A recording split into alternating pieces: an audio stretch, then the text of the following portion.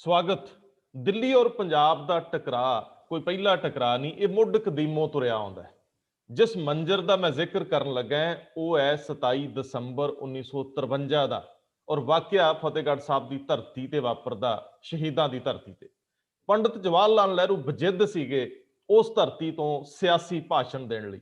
Master Tara Singh ਸਾਹਮਣੇ ਖਲੋ ਜਾਂਦੇ ਆ ਔਰ ਪੰਡਿਤ ਜਵਾਹਰ ਲਾਲ ਨਹਿਰੂ ਨੂੰ ਬਿਰੰਗ ਮੁੜਨਾ ਪੈਂਦਾ ਹੈ, ਲਾਠੀਚਾਰਜ ਵੀ ਹੁੰਦੇ ਆ। ਸਰਦਾਰ ਸਾਹਿਬ ਸਰਦਾਰ ਗੁਰਚਰਨਜੀਤ ਸਿੰਘ ਲਾਂਬਾ ਜਿਹੜੇ ਕਿ ਸਿੱਖ ਸਕਾਲਰ ਨੇ ਸਾਡੇ ਨਾਲ ਆ। ਸਰਦਾਰ ਸਾਹਿਬ ਉਹ ਵਾਕਿਆ ਸੁਣਾਇਓ ਜ਼ਰਾ ਜੀ। ਇਹ ਗੱਲ ਹੈ ਜੀ 27 ਦਸੰਬਰ 1953 ਦੀ। ਪੰਜਾਬ ਦੇ ਵਿੱਚ ਚੋਣਾਂ ਦਾ ਮਾਹੌਲ ਸੀਗਾ ਤੇ ਉਸ ਵੇਲੇ ਪੰਡਿਤ ਜਵਾਹਰ ਲਾਲ ਨਹਿਰੂ ਫਤਿਹਗੜ੍ਹ ਸਾਹਿਬ ਆਉਂਦੇ ਹੈ ਔਰ ਉਹਨਾਂ ਨੂੰ ਸੱਦਿਆ ਜਾਂਦਾ ਹੈ ਪ੍ਰਬੰਧਕਾਂ ਵੱਲੋਂ, ਕੁਝ ਲੋਕਾਂ ਵੱਲੋਂ, ਪਤਵੰਤਿਆਂ ਵੱਲੋਂ। ਔਰ ਉਹ ਜਦੋਂ ਪੰਡਿਤ ਜਵਾਹਰ ਲਾਲ ਨਹਿਰੂ ਭਾਸ਼ਣ ਦੇਣ ਲੱਗਦੇ ਆ ਤਾਂ ਮਾਸਟਰ ਤਾਰਾ ਸਿੰਘ ਜੀ ਉਹਨਾਂ ਦੇ ਹੱਥੋਂ ਮਾਈਕ ਲੈ ਲੈਂਦੇ ਆ। ਬੜਾ ਰੋਲਾ ਪੈਂਦਾ, ਕੁਦਰਤੀ ਤੌਰ ਤੇ ਸੀ ਕਿ ਪ੍ਰਧਾਨ ਮੰਤਰੀ ਹੈ ਦੇਸ਼ ਦੇ, ਔਰ ਉਸ ਵੇਲੇ ਪੰਡਿਤ ਨਹਿਰੂ ਦੀ ਗੁੱਡੀ ਵੀ ਪੂਰੇ ਅਸਮਾਨ ਦੇ ਉੱਤੇ ਸੀ ਕਿ ਉਹਨਾਂ ਨੂੰ ਇਸ ਤਰ੍ਹਾਂ ਰੋਕ ਲੈਣਾ ਇਹ ਕੋਈ ਮਾਮੂਲੀ ਗੱਲ ਘਟਨਾ ਨਹੀਂ ਸੀਗੀ। ਤਾਂ ਉਸ ਵੇਲੇ ਪੰਡਿਤ ਜੀ ਨੇ ਕਿਹਾ ਕਿ ਮੈਂ ਸਿਰਫ ਇੱਥੇ ਸਾਹਿਬਜ਼ਾਦਿਆਂ ਨੂੰ ਸ਼ਰਧਾਂਜਲੀ ਦੇਣ ਲਈ ਆਇਆ। ਤਾਂ ਮਾਸਟਰ ਜੀ ਦਾ ਕਹਿਣਾ ਸੀ ਕਿ ਪੰਡਿਤ ਜੀ ਇੱਥੋਂ ਕਈ ਵਾਰ ਲੰਘੇ ਹੈ, ਭਾਖੜਾ ਨੰਗਲ ਜਾਂ ਹੋਰ ਇੱਧਰ ਆਂਦਿਆਂ, ਮਗਰ ਉਹਨਾਂ ਨੂੰ ਕਦੀ ਸ਼ਹੀਦਾਂ ਦਾ ਯਾਦ ਨਹੀਂ ਆਈ, ਸਾਹਿਬਜ਼ਾਦਿਆਂ ਦੀ ਯਾਦ ਨਹੀਂ ਆਈ। ਹੁਣ ਪੰਜਾਬ ਦੇ ਵਿੱਚ ਚੋਣਾਂ ਆ ਗਈਆਂ, ਇਹ ਕਿਉਂ ਹੋ ਰਿਹਾ ਕਿ ਤੁਸੀਂ ਅੱਜ ਕਰ ਰਹੇ ਹੋ? ਉਹਨਾਂ ਨੇ ਕਿਹਾ ਕਿ ਚੋਣਾਂ ਖਤਮ ਹੋ ਜਾਣ ਦਿਓ, 1 ਮਹੀਨੇ ਬਾਅਦ ਅਸੀਂ ਦੁਬਾਰਾ ਉਚੇਚਾ ਇੱਥੇ ਰੱਖਾਂਗੇ ਔਰ ਤੁਹਾਡਾ ਸਾਰਾ ਭਾਸ਼ਣ ਸੁਣਾਂਗੇ ਔਰ ਤੁਹਾਡਾ ਸਨਮਾਨ ਵੀ ਕਰਾਂਗੇ। ਮਗਰ ਇਸ ਦੌਰਾਨ ਮਹਾਰਾਜਾ ਯਾਦਵਿੰਦਰਾ ਸਿੰਘ ਜੀ ਸਨ, ਉਹ ਕਹਿਣ ਲੱਗੇ ਮਾਸਟਰ ਜੀ ਇਹ ਮੈਂ ਇਹਨਾਂ ਨੂੰ ਲਿਆਂਦਾ, ਮੇਰੀ ਇੱਜ਼ਤ ਦਾ ਸਵਾਲ ਹੈ। ਮਾਸਟਰ ਤਾਰਾ ਸਿੰਘ ਦਾ ਕਹਿਣਾ ਸੀ ਕਿ ਤੁਹਾਡੀ ਇੱਜ਼ਤ ਦਾ ਸਵਾਲ ਹੈ, ਦੂਜੇ ਪਾਸੇ ਪੰਥ ਦੀ ਇੱਜ਼ਤ ਦਾ ਸਵਾਲ ਹੈ। ਤਾਂ ਉਸ ਵੇਲੇ ਮਹਾਰਾਜਾ ਯਾਦਵਿੰਦਰਾ ਸਿੰਘ ਜੀ ਨੇ ਕਿਹਾ ਕਿ ਮਾਸਟਰ ਜੀ ਅਸੀਂ ਉੱਤੋਂ ਪੰਥ ਨਾਲ ਲਾਂ, ਵਿੱਚੋਂ ਅਸੀਂ ਵਿੱਚੋਂ ਪੰਥ ਨਾਲ ਲਾਂ ਪਰ ਉੱਤੋਂ ਸਰਕਾਰ ਨਾਲ ਲਾਂ। ਮਾਸਟਰ ਜੀ ਦਾ ਕਹਿਣਾ ਸੀ ਇਦਾਂ ਕਰੋ, ਤੁਸੀਂ ਉੱਤੋਂ ਪੰਥ ਨਾਲ ਹੋ ਜਾਓ, ਵਿੱਚੋਂ ਭਾਵੇਂ ਸਰਕਾਰ ਨਾਲ ਰਹੋ। ਉਹ ਕਹਿਣ ਲੱਗੇ ਜੀ ਫਿਰ ਸਾਨੂੰ ਇਹਨਾਂ ਨੇ ਪੁੱਛਣਾ ਹੀ ਨਹੀਂ। ਤੇ ਉਹ ਜਿਹੜੀ ਸੀ ਨਹੀਂ ਬੋਲਣ ਦਿੱਤਾ, ਉਸ ਸਮੇਂ ਦੇ ਉੱਤੇ ਇੱਕ ਬਹੁਤ ਵੱਡੀ ਘਟਨਾ ਸੀ। ਔਰ ਉਸ ਦੇ ਬਾਅਦ ਇਸ ਦੇ ਚੋਂ ਸਿਧਾਂਤ ਇਹ ਨਿਕਲਿਆ, ਮਾਸਟਰ ਤਾਰਾ ਸਿੰਘ ਨੇ ਬਾਰ-ਬਾਰ ਇਹ ਕਿਹਾ ਕਿ ਹੁਣ ਤੁਹਾਨੂੰ ਨਿਰਣਾ ਕਰਨਾ ਪੈਣਾ, ਅੱਜ ਵੀ ਲੋੜ ਹੈ। ਉਹ ਜਿਹੜਾ ਸਵਾਲ ਪ੍ਰਸ਼ਨ ਚਿੰਨ੍ਹ ਉੱਠਿਆ ਸੀ ਕਿ ਕੀ ਗੁਰਦੁਆਰਿਆਂ ਦੀ ਸਟੇਜ ਹਕੂਮਤ ਦੀ ਜਾਂ ਹਾਕਮਾਂ ਦੀ ਖੁਸ਼ਾਮਦ ਲਈ ਜਾਂ ਪੰਥ ਵਿਰੋਧੀਆਂ ਦੀ ਉਹਨਾਂ ਦੇ ਪ੍ਰਚਾਰ ਪ੍ਰਸਾਰ ਲਈ ਵਰਤੀ ਜਾ ਸਕਦੀ ਹੈ। ਉਹ ਮਾਸਟਰ ਤਾਰਾ ਸਿੰਘ ਦਾ ਜਿਹੜਾ ਇੱਕ ਕਦਮ ਸੀ, ਇੱਕ ਮਾਮੂਲੀ ਕਦਮ ਨਹੀਂ ਸੀਗਾ ਕਿ ਭਾਰਤ ਦੇ ਪ੍ਰਧਾਨ ਮੰਤਰੀ ਨੂੰ ਰੋਕ ਦੇਣਾ ਔਰ ਨਹੀਂ ਬੋਲਣ ਦਿੱਤਾ। ਅੱਛਾ, ਮੈਂ ਦੋਸਤੋ ਤੁਹਾਨੂੰ ਦੱਸਣਾ ਚਾਹੂੰਗਾ ਕਿ ਅੱਜ ਮਾਸਟਰ ਤਾਰਾ ਸਿੰਘ ਦੀ ਬਰਸੀ ਹੈ।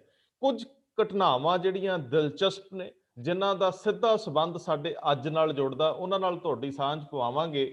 ਅੱਜ ਦੀ ਲੀਡਰਸ਼ਿਪ ਤੇ ਪੁਰਾਣੀ ਲੀਡਰਸ਼ਿਪ ਦੇ ਵਿੱਚ ਫਰਕ ਦੀਆਂ ਗੱਲਾਂ ਵੀ ਕਰਾਂਗੇ। ਲੇਕਿਨ ਮੈਂ ਸਭ ਤੋਂ ਪਹਿਲਾਂ ਲਾਂਬਾ ਸਾਹਿਬ ਇਹ ਪੁੱਛਣਾ ਚਾਹੂੰਗਾ, ਕਿਉਂਕਿ ਤੁਸੀਂ ਬਹੁਤ ਸਾਰੀਆਂ ਕਿਤਾਬਾਂ ਪੜ੍ਹੀਆਂ, ਇਤਿਹਾਸ ਦੇ ਵਿੱਚੋਂ ਵਿੱਚ ਦੀ ਲੰਘੇ ਹੋ।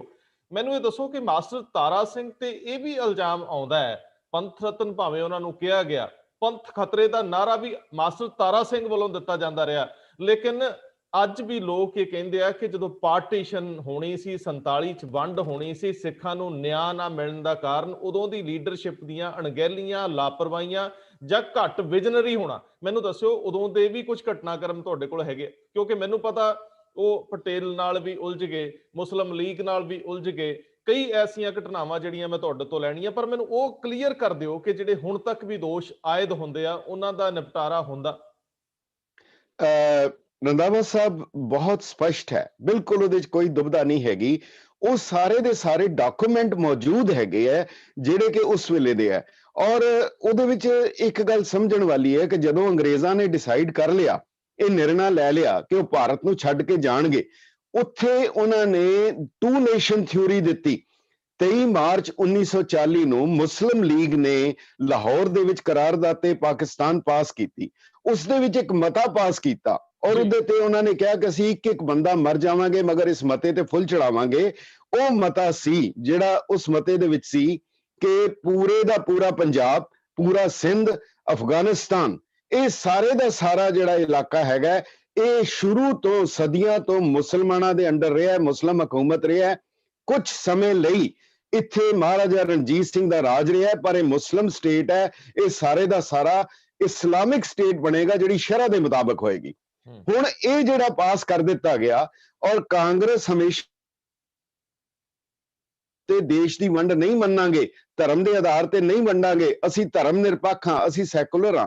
ਪਰ ਅਚਾਨਕ ਹੀ ਮਹਾਤਮਾ ਗਾਂਧੀ ਨੇ ਵੀ ਕਿਹਾ ਸੀ ਕਿ ਭਾਰਤ ਮੇਰੀ ਮਾਤਾ, ਮੈਂ ਇਹਦੇ ਦੋ ਟੁਕੜੇ ਨਹੀਂ ਹੋਣ ਦਿਆਂਗਾ। ਪਰ ਦੇਖੋ ਹੈਰਾਨੀ ਔਰ ਕਿਤਨੀ ਵੱਡੀ ਗੱਲ ਹੈ ਕਿ ਉਹਨਾਂ ਨੇ ਰਾਜਾ ਗਾਂਧੀ ਫਾਰਮੂਲਾ ਦੇ ਕੇ ਕਾਂਗਰਸ ਨੇ ਟੂ ਨੇਸ਼ਨ ਥਿਊਰੀ ਮੰਨ ਲਈ ਔਰ ਸਿੱਖਾਂ ਨੂੰ, ਪੂਰੇ ਪੰਜਾਬ ਨੂੰ ਪਾਕਿਸਤਾਨ ਨੂੰ ਦੇਣਾ ਮੰਨ ਲਿਆ। ਇਹ ਤੁਸੀਂ ਕਦੀ ਬੈਠ ਕੇ ਉਸ ਮੰਜ਼ਰ ਨੂੰ ਕਦੀ ਸੋਚੋ। ਉਸ ਵੇਲੇ ਸਿੱਖਾਂ ਦੀ ਕੁੱਲ ਆਬਾਦੀ ਪੰਜਾਬ ਦੇ ਵਿੱਚ 80 ਲੱਖ ਸੀ, ਪੂਰੇ ਹਿੰਦੁਸਤਾਨ 'ਚ 80 ਲੱਖ ਸੀ। ਇਹਨੂੰ ਬਹੁਤ ਧਿਆਨ ਦੇਣ ਵਾਲੀ ਗੱਲ ਹੈ। ਪੂਰੇ ਹਿੰਦੁਸਤਾਨ ਵਿੱਚ ਸਿੱਖਾਂ ਦੀ ਆਬਾਦੀ 80 ਲੱਖ ਸੀ, 50 ਲੱਖ ਪੰਜਾਬ ਵਿੱਚ ਸੀ, 30 ਲੱਖ ਬਾਕੀ ਹਿੰਦੁਸਤਾਨ 'ਚ ਸੀ। ਤਾਰਾ ਸਿੰਘ ਨੂੰ ਇੱਕ ਪਾਸੇ ਕਰ ਦਿਓ, ਉਸ ਵੇਲੇ ਸਾਰੇ ਦਾ ਸਾਰਾ ਪੰਥ ਇਕੱਠਾ ਸੀ। ਹਾਂ, ਅਗਵਾਈ ਮਾਸਟਰ ਤਾਰਾ ਸਿੰਘ ਦੀ ਮੰਨੀ ਸਾਰਿਆਂ ਨੇ, ਹਿੰਦੂਆਂ ਨੇ ਵੀ ਮੰਨੀ, ਸਿੱਖਾਂ ਨੇ ਵੀ ਮੰਨੀ, ਪੂਰੇ ਪੰਜਾਬ ਦੇ ਵਿੱਚ ਉਹਨਾਂ ਨੇ ਮੰਨੀ। ਸੋ ਉਹਨਾਂ ਨੇ ਇਹ ਕਿਹਾ ਕਿ ਦਰਅਸਲ ਇਹ ਦੇਸ਼ ਦੇ ਟੁਕੜੇ ਨਹੀਂ ਹੋ ਰਹੇ, ਇਹ ਸਿੱਖ ਕੌਮ ਦੇ ਦੋ ਟੁਕੜੇ ਹੋ ਰਹੇ ਆ। ਜਿਹੜੇ 50 ਲੱਖ ਅਗਰ ਉਹਦੇ ਵਿੱਚੋਂ ਪੰਜਾਬ ਅਗਰ ਇਸਲਾਮਿਕ ਸ਼ਰੀਆ ਲਾ ਦੇ ਅੰਡਰ ਚਲਾ ਜਾਂਦਾ ਹੈ ਔਰ ਦੂਜੇ ਪਾਸੇ 30 ਲੱਖ ਹਿੰਦੁਸਤਾਨ 'ਚ ਆ ਜਾਂਦਾ ਹੈ, ਇਹ ਦੇਸ਼, ਇਹ ਕੌਮ ਦੇ ਦੋ ਟੁਕੜੇ ਦੋਨੋਂ ਪਾਸੇ ਮਾਰੇ ਜਾਣਗੇ। ਇਹ ਅਸੀਂ ਕਦੀ ਪ੍ਰਵਾਨ ਨਹੀਂ ਕਰ ਸਕਦੇ, ਕਿਉਂਕਿ ਮਾਸਟਰ ਤਾਰਾ ਸਿੰਘ ਹਮੇਸ਼ਾ ਕਹਿੰਦੇ ਹੁੰਦੇ ਸੀ, ਮੇਰਾ ਦੇਸ਼ ਉਹ ਹੈ ਜਿਹਦੇ ਵਿੱਚ ਪੰਥ ਵਸਦਾ ਹੈ ਜੀ। ਮੈਂ ਦੇਸ਼ ਦੀ ਖਾਤਰ ਮੈਂ ਪੰਥ ਨਹੀਂ ਛੱਡ ਸਕਦਾ, ਪੰਥ ਦੀ ਖਾਤਰ ਮੈਂ ਦੇਸ਼ ਛੱਡ ਸਕਦਾ। ਇਹ ਬੜੀ ਵੱਡੀ ਗੱਲ ਸੀ। ਔਰ ਉਸ ਵੇਲੇ ਜਦੋਂ ਇਹ ਹਾਲਾਤ ਬਣੇ ਆ ਤਾਂ ਸਰਦਾਰ ਕਪੂਰ ਸਿੰਘ ਦੀ ਸਾਚੀ ਸਾਖੀ ਹੈ ਜਿਹੜੀ ਓਰੀਜਨਲ ਹੈ, ਬਾਅਦ ਵਿੱਚ ਉਹਦੇ ਵਿੱਚ ਵੀ ਤਬਦੀਲੀ ਕੀਤੀ ਗਈ ਹੈ। ਉਹ ਓਰੀਜਨਲ ਸਾਖੀ ਸਰਦਾਰ ਕਪੂਰ ਸਿੰਘ ਦੀ ਜ਼ਰੂਰ ਪੜਨ ਵਾਲੀ ਹੈ, ਜਿਹੜੀ ਦਸਤਖਤ ਕੀਤੀ ਹੋਈ ਮੇਰੇ ਕੋਲ ਮੌਜੂਦ ਵੀ ਹੈ। ਉਹਦੇ ਵਿੱਚ ਉਹਨਾਂ ਨੇ ਲਿਖਿਆ ਕਿ ਮੁਸਲਿਮ ਲੀਗ ਨੇ ਮਾਸਟਰ ਤਾਰਾ ਸਿੰਘ ਨੂੰ ਕਿਹਾ, ਅਸੀਂ ਤੁਹਾਨੂੰ ਸਬ ਨੇਸ਼ਨ ਸਟੇਟਸ ਦੇਵਾਂਗੇ, ਯਾਨੀ ਤੁਹਾਨੂੰ ਕੌਮ ਮੰਨਣ ਲਈ ਤਿਆਰ ਨਹੀਂ ਹੈਗੇ। ਕਿ ਕੋਈ ਜ਼ਿੰਦਾ ਕੌਮ ਦੇ ਟੁਕੜੇ ਵੀ ਕਰਵਾ ਲਵੇ ਔਰ ਇੱਕ ਕੌਮ ਹੋਣ ਦਾ ਹੱਕ ਵੀ ਗਵਾ ਲਵੇ, ਇਹ ਕਿਸ ਤਰ੍ਹਾਂ ਹੋ ਸਕਦਾ ਸੀ? ਔਰ ਇਹ ਜਿਹੜੀ ਗੱਲ ਸੀ, ਉਹਨਾਂ ਨੇ ਨਿਰਣਾ ਕਰ ਲਿਆ ਪੰਥ ਨੇ, ਕੇਵਲ ਮਾਸਟਰ ਤਾਰਾ ਸਿੰਘ ਨੇ ਨਹੀਂ। ਉਸ ਵੇਲੇ ਘੱਟੋ ਘੱਟ 20-25 ਕਾਨਫਰੰਸਾਂ ਹੋਈਆਂ, ਹਰ ਇੱਕ ਦੇ ਵਿੱਚ ਇੱਕੋ ਗੱਲ ਸੀ ਕਿ ਪੰਥ ਕਿੱਦਾਂ ਬਚੇਗਾ, ਪੰਥ ਨੂੰ ਬਚਾਉਣਾ ਹੈਗਾ, ਇਹ ਕਿਸ ਤਰ੍ਹਾਂ ਬਚ ਸਕਦਾ ਹੈ? ਕਿਉਂਕਿ ਰਾਜ ਹੁਣ ਵੋਟਾਂ ਦਾ ਆ ਰਿਹਾ ਹੈ, 101 ਗਦਾ 100 ਸ਼ੇਰਾਂ ਤੇ ਰਾਜ ਕਰੇਗਾ। ਕਿਉਂਕਿ ਇਹ ਬੜੀ ਸਿੰਪਲ ਗੱਲ ਹੈ। ਇਕਬਾਲ ਨੇ ਵੀ ਕਿਹਾ ਸੀ ਕਿ ਇਹ ਜਿਹੜਾ ਜਮਹੂਰੀਅਤ ਹੈ, ਇਹ ਜਿਹੜੀ ਡੈਮੋਕ੍ਰੇਸੀ ਹੈ, ਇਹਦੇ 'ਚ ਸਿਰ ਗਿਣੇ ਜਾਂਦੇ ਹੈ, ਤੋਲੇ ਨਹੀਂ ਜਾਂਦੇ, ਸਿਰਾਂ ਦੀ ਕੀਮਤ ਨਹੀਂ ਪੈਂਦੀ। ਉਹ ਜਿਹੜੀ ਪਹਿਲੇ ਸਿੱਖਾਂ ਦੀ ਕੀਮਤ ਪੈਂਦੀ ਸੀ, ਹੁਣ ਗਿਣਤੀ ਨਾਲ ਹੋਣਾ ਹੈ, ਔਰ ਅਸੀਂ ਦੇਖ ਵੀ ਰਹੇ ਹਾਂ। ਇਸ ਕਰਕੇ ਉਹ 3 ਮਾਰਚ 1947 ਨੂੰ ਅਸੈਂਬਲੀ, ਇਸ ਤੋਂ ਪਹਿਲੇ ਘਟਨਾ ਬੜੀ ਇੰਪੋਰਟੈਂਟ ਹੈ, ਪੰਜਾਬ ਦੇ ਵਿੱਚ ਖਿਜ਼ਰ ਹਯਾਤ ਟਿਵਾਣਾ ਦੀ ਮਿਨਿਸਟਰੀ ਸੀ, ਉਹ ਚੀਫ ਮਿਨਿਸਟਰ ਸਨ, ਪਰ ਉਹਨਾਂ ਨੇ ਇਸਤੀਫਾ ਦੇ ਦਿੱਤਾ ਮੁਸਲਿਮ ਲੀਗ ਦੇ ਦਬਾਅ ਥੱਲੇ ਆ ਕੇ। ਉਹ ਯੂਨੀਅਨਿਸਟ ਮਿਨਿਸਟਰੀ ਜੀ, ਉਹ ਇਸਤੀਫਾ ਦੇ ਦਿੱਤਾ। ਦੁਬਾਰਾ ਚੋਣਾਂ ਹੋਈਆਂ, ਮੁਸਲਿਮ ਲੀਗ ਨੇ ਪਾਕਿਸਤਾਨ ਦੇ ਨਾਂ ਤੇ ਚੋਣ ਲੜੀ ਔਰ ਪਾਕਿਸਤਾਨ ਮੁਸਲਿਮ ਲੀਗ ਜਿੱਤ ਗਈ। ਹੁਣ ਸਮਾਂ ਆ ਰਿਹਾ ਪਾਰਟੀਸ਼ਨ ਦਾ ਔਰ ਮੁਸਲਿਮ ਲੀਗ ਦੀ ਮਿਨਿਸਟਰੀ ਬਣਨੀ ਹੈ, ਔਰ ਉਸ ਵੇਲੇ 22 ਜਾਂ 23 ਮੈਂਬਰ ਅਸੈਂਬਲੀ ਉਹਦੇ ਚੋਂ ਬਾਹਰ ਨਿਕਲੇ ਆ, ਕਿਲੇ ਚੋਂ ਬਾਹਰ ਨਿਕਲੇ ਆ, ਔਰ ਮਾਸਟਰ ਤਾਰਾ ਸਿੰਘ ਅੱਗੇ ਹੈ, ਵੱਡਾ ਹਜੂਮ ਹੈ। ਮਾਸਟਰ ਤਾਰਾ ਸਿੰਘ ਨੇ ਆਪਣੀ ਸ੍ਰੀ ਸਾਹਿਬ ਹਮੇਸ਼ਾ ਰੱਖਦੇ ਸੀ, ਹਮੇਸ਼ਾ 3 ਫੁੱਟੀ ਸ੍ਰੀ ਸਾਹਿਬ ਰੱਖਦੇ ਸੀ। ਉਹਨਾਂ ਨੇ ਉੱਤੇ ਚੁੱਕ ਕੇ ਨਾਰਾ ਮਾਰਿਆ, ਪਾਕਿਸਤਾਨ ਮੁਰਦਾਬਾਦ। ਉਸ ਵੇਲੇ ਲੱਗਿਆ ਕਿ ਹੁਣ ਮਾਸਟਰ ਤਾਰਾ ਸਿੰਘ ਨਹੀਂ ਬਚ ਸਕਦਾ, ਪਰ ਉਸ ਤੋਂ ਬਾਅਦ ਮੁਸਲਿਮ ਲੀਗ ਨੂੰ ਇਹ ਲੱਗਿਆ ਕਿ ਇਹ ਜਿਹੜੀ ਹੈ ਪਾਕਿਸਤਾਨ ਦੇ ਵਿੱਚ ਵੱਡੀ ਰੁਕਾਵਟ ਹੈ ਔਰ ਫਸਾਦ ਸ਼ੁਰੂ ਹੋ ਗਏ। ਔਰ ਉਹ ਫਸਾਦ ਇਤਨੇ ਜ਼ਬਰਦਸਤ ਹੋਏ, ਸਾਰੀ ਜਗ੍ਹਾ ਦੇ ਉੱਤੇ ਹੋਏ। ਔਰ ਇਸ਼ਤਿਆਕ ਅਹਿਮਦ ਦੀ ਜਿਹੜੀ ਕਿਤਾਬ ਹੈ ਬਲੱਡਿਡ ਪੰਜਾਬ, ਉਹਦੇ 'ਚ ਵੀ ਲਿਖਿਆ, ਉਹ ਸਾਰੇ ਦੇ ਸਾਰੇ ਉਸ ਇਲਾਕੇ ਵਿੱਚ ਸ਼ੁਰੂ ਹੋਏ ਜਿਹਨੂੰ ਅਸੀਂ ਲਹਿੰਦਾ ਪੰਜਾਬ ਕਹਿੰਦੇ ਹਾਂ। ਔਰ ਉਹਦੇ 'ਚ ਬਹੁਤ ਵੱਡਾ ਜਾਨੀ ਨੁਕਸਾਨ ਹੋਇਆ। ਮਗਰ ਉਸ ਦੇ ਬਾਅਦ ਗਵਰਨਮੈਂਟ ਆਫ ਇੰਡੀਆ, ਬਰਤਾਨੀਆ ਦੀ ਜਿਹੜੇ ਉਹਨਾਂ ਦੀ ਫਰੰਗੀਆਂ ਦੀ ਸਰਕਾਰ ਸੀ ਭਾਰਤ ਦੇ ਉੱਤੇ ਕਾਬਜ਼, ਉਹਨਾਂ ਨੇ ਐਲਾਨ ਕਰ ਦਿੱਤਾ ਕਿ ਮੁਸਲਿਮ ਲੀਗ ਦੀ ਵਜ਼ਾਰਤ ਨਹੀਂ ਬਣੇਗੀ, ਪੰਜਾਬ ਦਾ ਬਟਵਾਰਾ ਹੋਏਗਾ। ਸੋ ਹਿੰਦੂ ਕਾਂਗਰਸ ਔਰ ਮੁਸਲਿਮ ਲੀਗ ਨੇ ਮਿਲ ਕੇ, ਕਿਉਂਕਿ ਉਸ ਵੇਲੇ ਹਿੰਦੂ ਕਾਂਗਰਸ ਕਿਹਾ ਜਾਂਦਾ ਸੀ, ਹਿੰਦੂ ਕਾਂਗਰਸ ਮੁਸਲਿਮ ਲੀਗ ਨੇ ਮਿਲ ਕੇ ਦੇਸ਼ ਦਾ ਬਟਵਾਰਾ ਕਰਾਇਆ। ਇਹ ਸਿੱਖ ਲੀਡਰਸ਼ਿਪ ਸੀ ਜਿਸ ਨੇ ਪੰਜਾਬ ਦਾ ਬਟਵਾਰਾ ਕਰਾ ਕੇ ਸਿੱਖਾਂ ਨੂੰ ਇੱਕ ਜਗ੍ਹਾ ਇਕੱਠਿਆਂ ਕੀਤਾ। ਅਗਰ ਇਹ ਨਾ ਹੁੰਦਾ, ਸਹਿਜੇ ਅਨੁਮਾਨਿਆ ਜਾ ਸਕਦਾ ਹੈਗਾ ਕਿ ਕੌਮ ਦੀ ਕੀ ਹਾਲਤ ਹੋਣੀ ਸੀ। ਹੁਣ ਤੁਸੀਂ ਕਹਿੰਦੇ ਹੋ ਕਿਉਂ ਜੀ, ਇਹ ਡੇਟ, ਇਹ 1946 ਦਾ ਸਮਾਂ ਹੈ, ਇਹ ਪਾਰਟੀਸ਼ਨ 3 ਤੋਂ ਮਾਰਚ 1947, ਜੀ 3 ਮਾਰਚ 1947। 47, ਅੱਛਾ। ਸੋ ਇਹ ਉਦੋਂ ਇਹ ਸਾਰੇ ਘਟਨਾਕ੍ਰਮ ਦੇ ਵਿੱਚ ਉਸ ਜਿਹੜੇ ਫਸਾਦ ਹੁੰਦੇ ਆ, ਰੌਲਾ ਰੱਪਾ ਪੈਂਦਾ, ਮਾਰ ਟੁੱਕ ਹੁੰਦੀ ਹੈ, ਉਹਦੇ ਤੋਂ ਬਾਅਦ ਅੰਗਰੇਜ਼ ਫੈਸਲਾ ਕਰਦਾ ਹੈ ਕਿ ਸਿੱਖਾਂ ਨੂੰ ਧਿਰ ਮੰਨ ਲਿਆ ਜਾਵੇ। ਧਿਰ ਨਹੀਂ ਮੰਨਿਆ। ਧਿਰ ਮੰਨਣ ਦਾ ਇਹ ਸੀ, ਉਹਨਾਂ ਨੇ ਜਦੋਂ ਵੀ ਦੇਖੋ ਫਸਟ ਵਰਲਡ ਵਾਰ ਤੋਂ ਬਾਅਦ, ਜੰਗੇ ਅਜ਼ੀਮ ਪਹਿਲੀ ਤੋਂ ਬਾਅਦ ਅੰਗਰੇਜ਼ਾਂ ਨੇ ਜਿਹੜੇ ਮੁਲਕ ਨੂੰ ਛੱਡਿਆ, ਇੱਥੇ ਉਹ ਜਿਹੜਾ ਜਮਹੂਰੀਅਤ ਦੀ ਜਾਂ ਡੈਮੋਕ੍ਰੇਸੀ ਦਾ ਉਸ ਨੂੰ ਕੀਤਾ, ਜਿਹਨੂੰ ਇਕਬਾਲ ਨੇ ਕਿਹਾ ਸੀ, ਕਹਿੰਦਾ ਇਹ ਜਲਾਲੇ ਪਾਤਸ਼ਾਹੀ ਹੋ ਜਾਂ ਹੋ ਜਮਹੂਰੀਅਤ का तमाशा, जुदा हो दी सियासत से तो रह जाती है चंगेजी।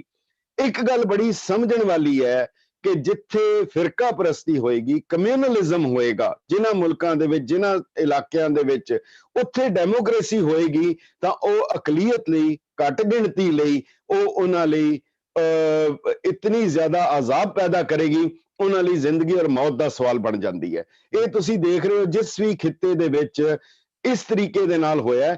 ਉਸ ਕਰਕੇ ਇਹ ਸਿੱਖ ਲੀਡਰਸ਼ਿਪ ਦਾ ਸੀ ਕਿ ਅਸੀਂ ਉਹ ਪਾਕਿਸਤਾਨ ਦੀ ਵਿਰੋਧਤਾ ਇਸ ਕਰਕੇ ਕਰ ਰਹੇ ਸੀ ਕਿ ਉਹਨਾਂ ਦਾ ਸੀ ਕਿ ਅਸੀਂ ਘੱਟ ਗਿਣਤੀ 'ਚ, ਮੁਸਲਮਾਨ ਵੀ ਘੱਟ ਗਿਣਤੀ 'ਚ ਹੈ।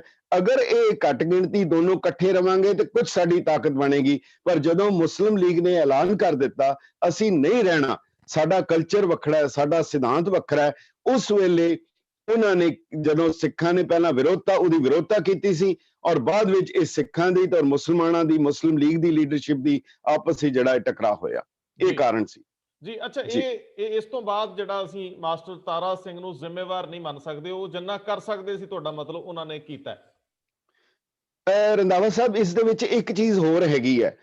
ਤੁਸੀਂ ਗੱਲ ਇਹ ਹੈ, ਦੇਖੋ ਬੜੀ ਸਿੰਪਲ ਜੀ ਗੱਲ ਹੁੰਦੀ ਹੈ ਕਿ ਜਿਹੜਾ ਹਾਕਮ ਹੁੰਦਾ ਉਹ ਤੁਹਾਡੇ ਲੀਡਰਸ਼ਿਪ ਨੂੰ ਬਦਨਾਮ ਕਰਦਾ ਜੀ। ਜੇ ਕਹਿ ਲਿਆ ਜਾਏ, ਅਗਰ ਬਲੂ ਸਟਾਰ ਵੀ ਹੋਇਆ, ਉਸ ਵੇਲੇ ਵੀ ਸਰਕਾਰ ਵੱਲੋਂ ਸਾਰੇ ਦਾ ਸਾਰਾ ਦੋਸ਼ ਜਿਹੜਾ ਹੈ ਉਹ ਸਿੱਖਾਂ ਦੇ ਉੱਤੇ ਹੀ ਮੜਿਆ ਗਿਆ ਤੇ ਇਹਨਾਂ ਨੇ ਕਰਾਇਆ, ਇਹਨਾਂ ਦੀ ਇਹ ਜ਼ਿੰਮੇਵਾਰੀ। ਇਸੇ ਤਰੀਕੇ ਦੇ ਨਾਲ ਜਦੋਂ ਅੰਗਰੇਜ਼ਾਂ ਨੇ ਮਹਾਰਾਜਾ ਰਣਜੀਤ ਸਿੰਘ ਦਾ ਰਾਜ ਲਿਆ, 6 ਸਾਲ ਦੇ ਮਹਾਰਾਜਾ ਦਲੀਪ ਸਿੰਘ ਨੂੰ ਆਪਣੇ ਕਬਜ਼ੇ 'ਚ ਲਿਆ ਔਰ ਉਹਦੇ ਬਾਅਦ ਸਮਝੌਤਾ ਕੀਤਾ, ਔਰ ਜਿਹੜਾ ਉਹਨਾਂ ਨੇ ਕਿਹਾ ਸੀ ਕਿ ਅਸੀਂ ਖਾਲੀ ਕੇਅਰ ਟੇਕਰ ਰਵਾਂਗੇ, ਪਰ ਕੁਝ ਸਾਲਾਂ ਬਾਅਦ ਉਹਨਾਂ ਨੇ ਕੀ ਕੀਤਾ ਕਿ ਮਹਾਰਾਜਾ ਦਲੀਪ ਸਿੰਘ ਨੇ ਸਮਝੌਤਾ ਤੋੜ ਦਿੱਤਾ, ਦੋਸ਼ ਇਹਨਾਂ ਦਾ, ਇਸ ਕਰਕੇ ਅਸੀਂ ਪੰਜਾਬ ਤੇ ਕਬਜ਼ਾ ਕਰ ਰਹੇ ਹਾਂ। ਇਹ ਤਾਂ ਉਹ ਬੱਕਰੇ ਤੇ ਉਹ ਜਿਹੜੀ ਮੇਮਨੇ ਦੀ ਤੇ ਸ਼ੇਰ ਵਾਲੀ ਗੱਲ ਹੈ ਕਿ ਉਹਨੇ ਮਾਰਨਾ ਹੀ ਮਾਰਨਾ ਔਰ ਦੋਸ਼ ਵੀ ਦੇਣਾ। ਗੁਰੂ ਤੇਗ ਬਹਾਦਰ ਸਾਹਿਬ ਦੇ ਉੱਤੇ ਵੀ ਇਲਜ਼ਾਮ ਲਾਏ ਕਿ ਪਲੰਡਰਰ ਐਂਡ ਰਿਫਾਈਨ ਹੈਗੇ ਆ। ਗੁਰੂ ਅਰਜਨ ਦੇਵ ਜੀ ਨੂੰ ਕਿਹਾ ਗਿਆ ਕਿ ਇਹ ਦੁਕਾਨੇ ਬਾਤਲ ਹੈ, ਇਹਨਾਂ ਨੇ ਝੂਠ ਦੀ ਦੁਕਾਨ ਖੋਲੀ ਹੈ। ਸੋ ਇਹ ਕੋਈ ਨਵੀਂ ਗੱਲ ਨਹੀਂ ਹੈ, ਪਰ ਕਾਰਨ ਇਹ ਹੈ ਕਿ ਅੰਗਰੇਜ਼ਾਂ ਨਾਲ ਮਾਸਟਰ ਤਾਰਾ ਸਿੰਘ ਲੜਦੇ ਰਹੇ, ਗੁਰਦੁਆਰਾ ਸੁਧਾਰ ਲਹਿਰ ਤੋਂ ਲੈ ਕੇ ਮੁਸਲਿਮ ਲੀਗ ਨਾਲ ਲੜੇ, ਕਾਂਗਰਸ ਨਾਲ ਲੜਦੇ ਰਹੇ।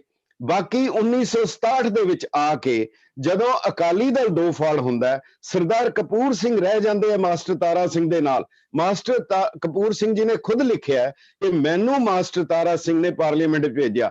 ਕਪੂਰ ਸਿੰਘ ਜੀ ਨੇ ਖੁਦ ਲਿਖਿਆ, ਸਰਦਾਰ ਕਪੂਰ ਸਿੰਘ ਨੇ, ਕਿ ਜਿਹੜੀ ਸਪੀਚ ਮੈਂ ਇਤਿਹਾਸਕ ਸਪੀਚ ਪਾਰਲੀਮੈਂਟ ਵਿੱਚ ਦਿੱਤੀ ਸੀ ਕਿ ਸਿੱਖਾਂ ਦੇ ਨਾਲ ਬੇਵਸਾਹੀ ਜਾਂ ਬੈਟਰੀਅਲ ਆਫ ਦਾ ਸਿੱਖਸ, ਉਹਦਾ ਡਰਾਫਟ ਮਾਸਟਰ ਤਾਰਾ ਸਿੰਘ ਨੇ ਅਪਰੂਵ ਕੀਤਾ ਸੀ। ਇਹ ਸਾਰੇ ਘਟਨਾਕ੍ਰਮ, ਔਰ ਸਰਦਾਰ ਕਪੂਰ ਸਿੰਘ ਨੇ ਇਹ ਗੱਲ ਵੀ ਲਿਖੀ ਹੈ ਕਿ ਜੇਕਰ ਵਾਹਿਗੁਰੂ ਨੇ ਮਾਸਟਰ ਤਾਰਾ ਸਿੰਘ ਨੂੰ 10 ਸਾਲ ਹੋਰ ਦਿੱਤੇ ਹੁੰਦੇ ਤਾਂ ਉਹਨਾਂ ਨੇ ਸਿੱਖਾਂ ਨੂੰ ਪੰਜਾਬ ਵਿੱਚ ਹੀ ਨਹੀਂ, ਭਾਰਤ ਵਿੱਚ ਨਹੀਂ, ਦੁਨੀਆ ਦੇ ਨਕਸ਼ੇ ਦੇ ਉੱਤੇ ਇੱਕ ਖੁਦ ਮੁਖਤਿਆਰ ਇੱਕ ਤਾਕਤ ਬਣ ਕੇ ਉਹਨਾਂ ਨੇ ਪੇਸ਼ ਕਰਨਾ ਸੀ, ਪਰ ਐਸਾ ਹੋਇਆ ਨਹੀਂ।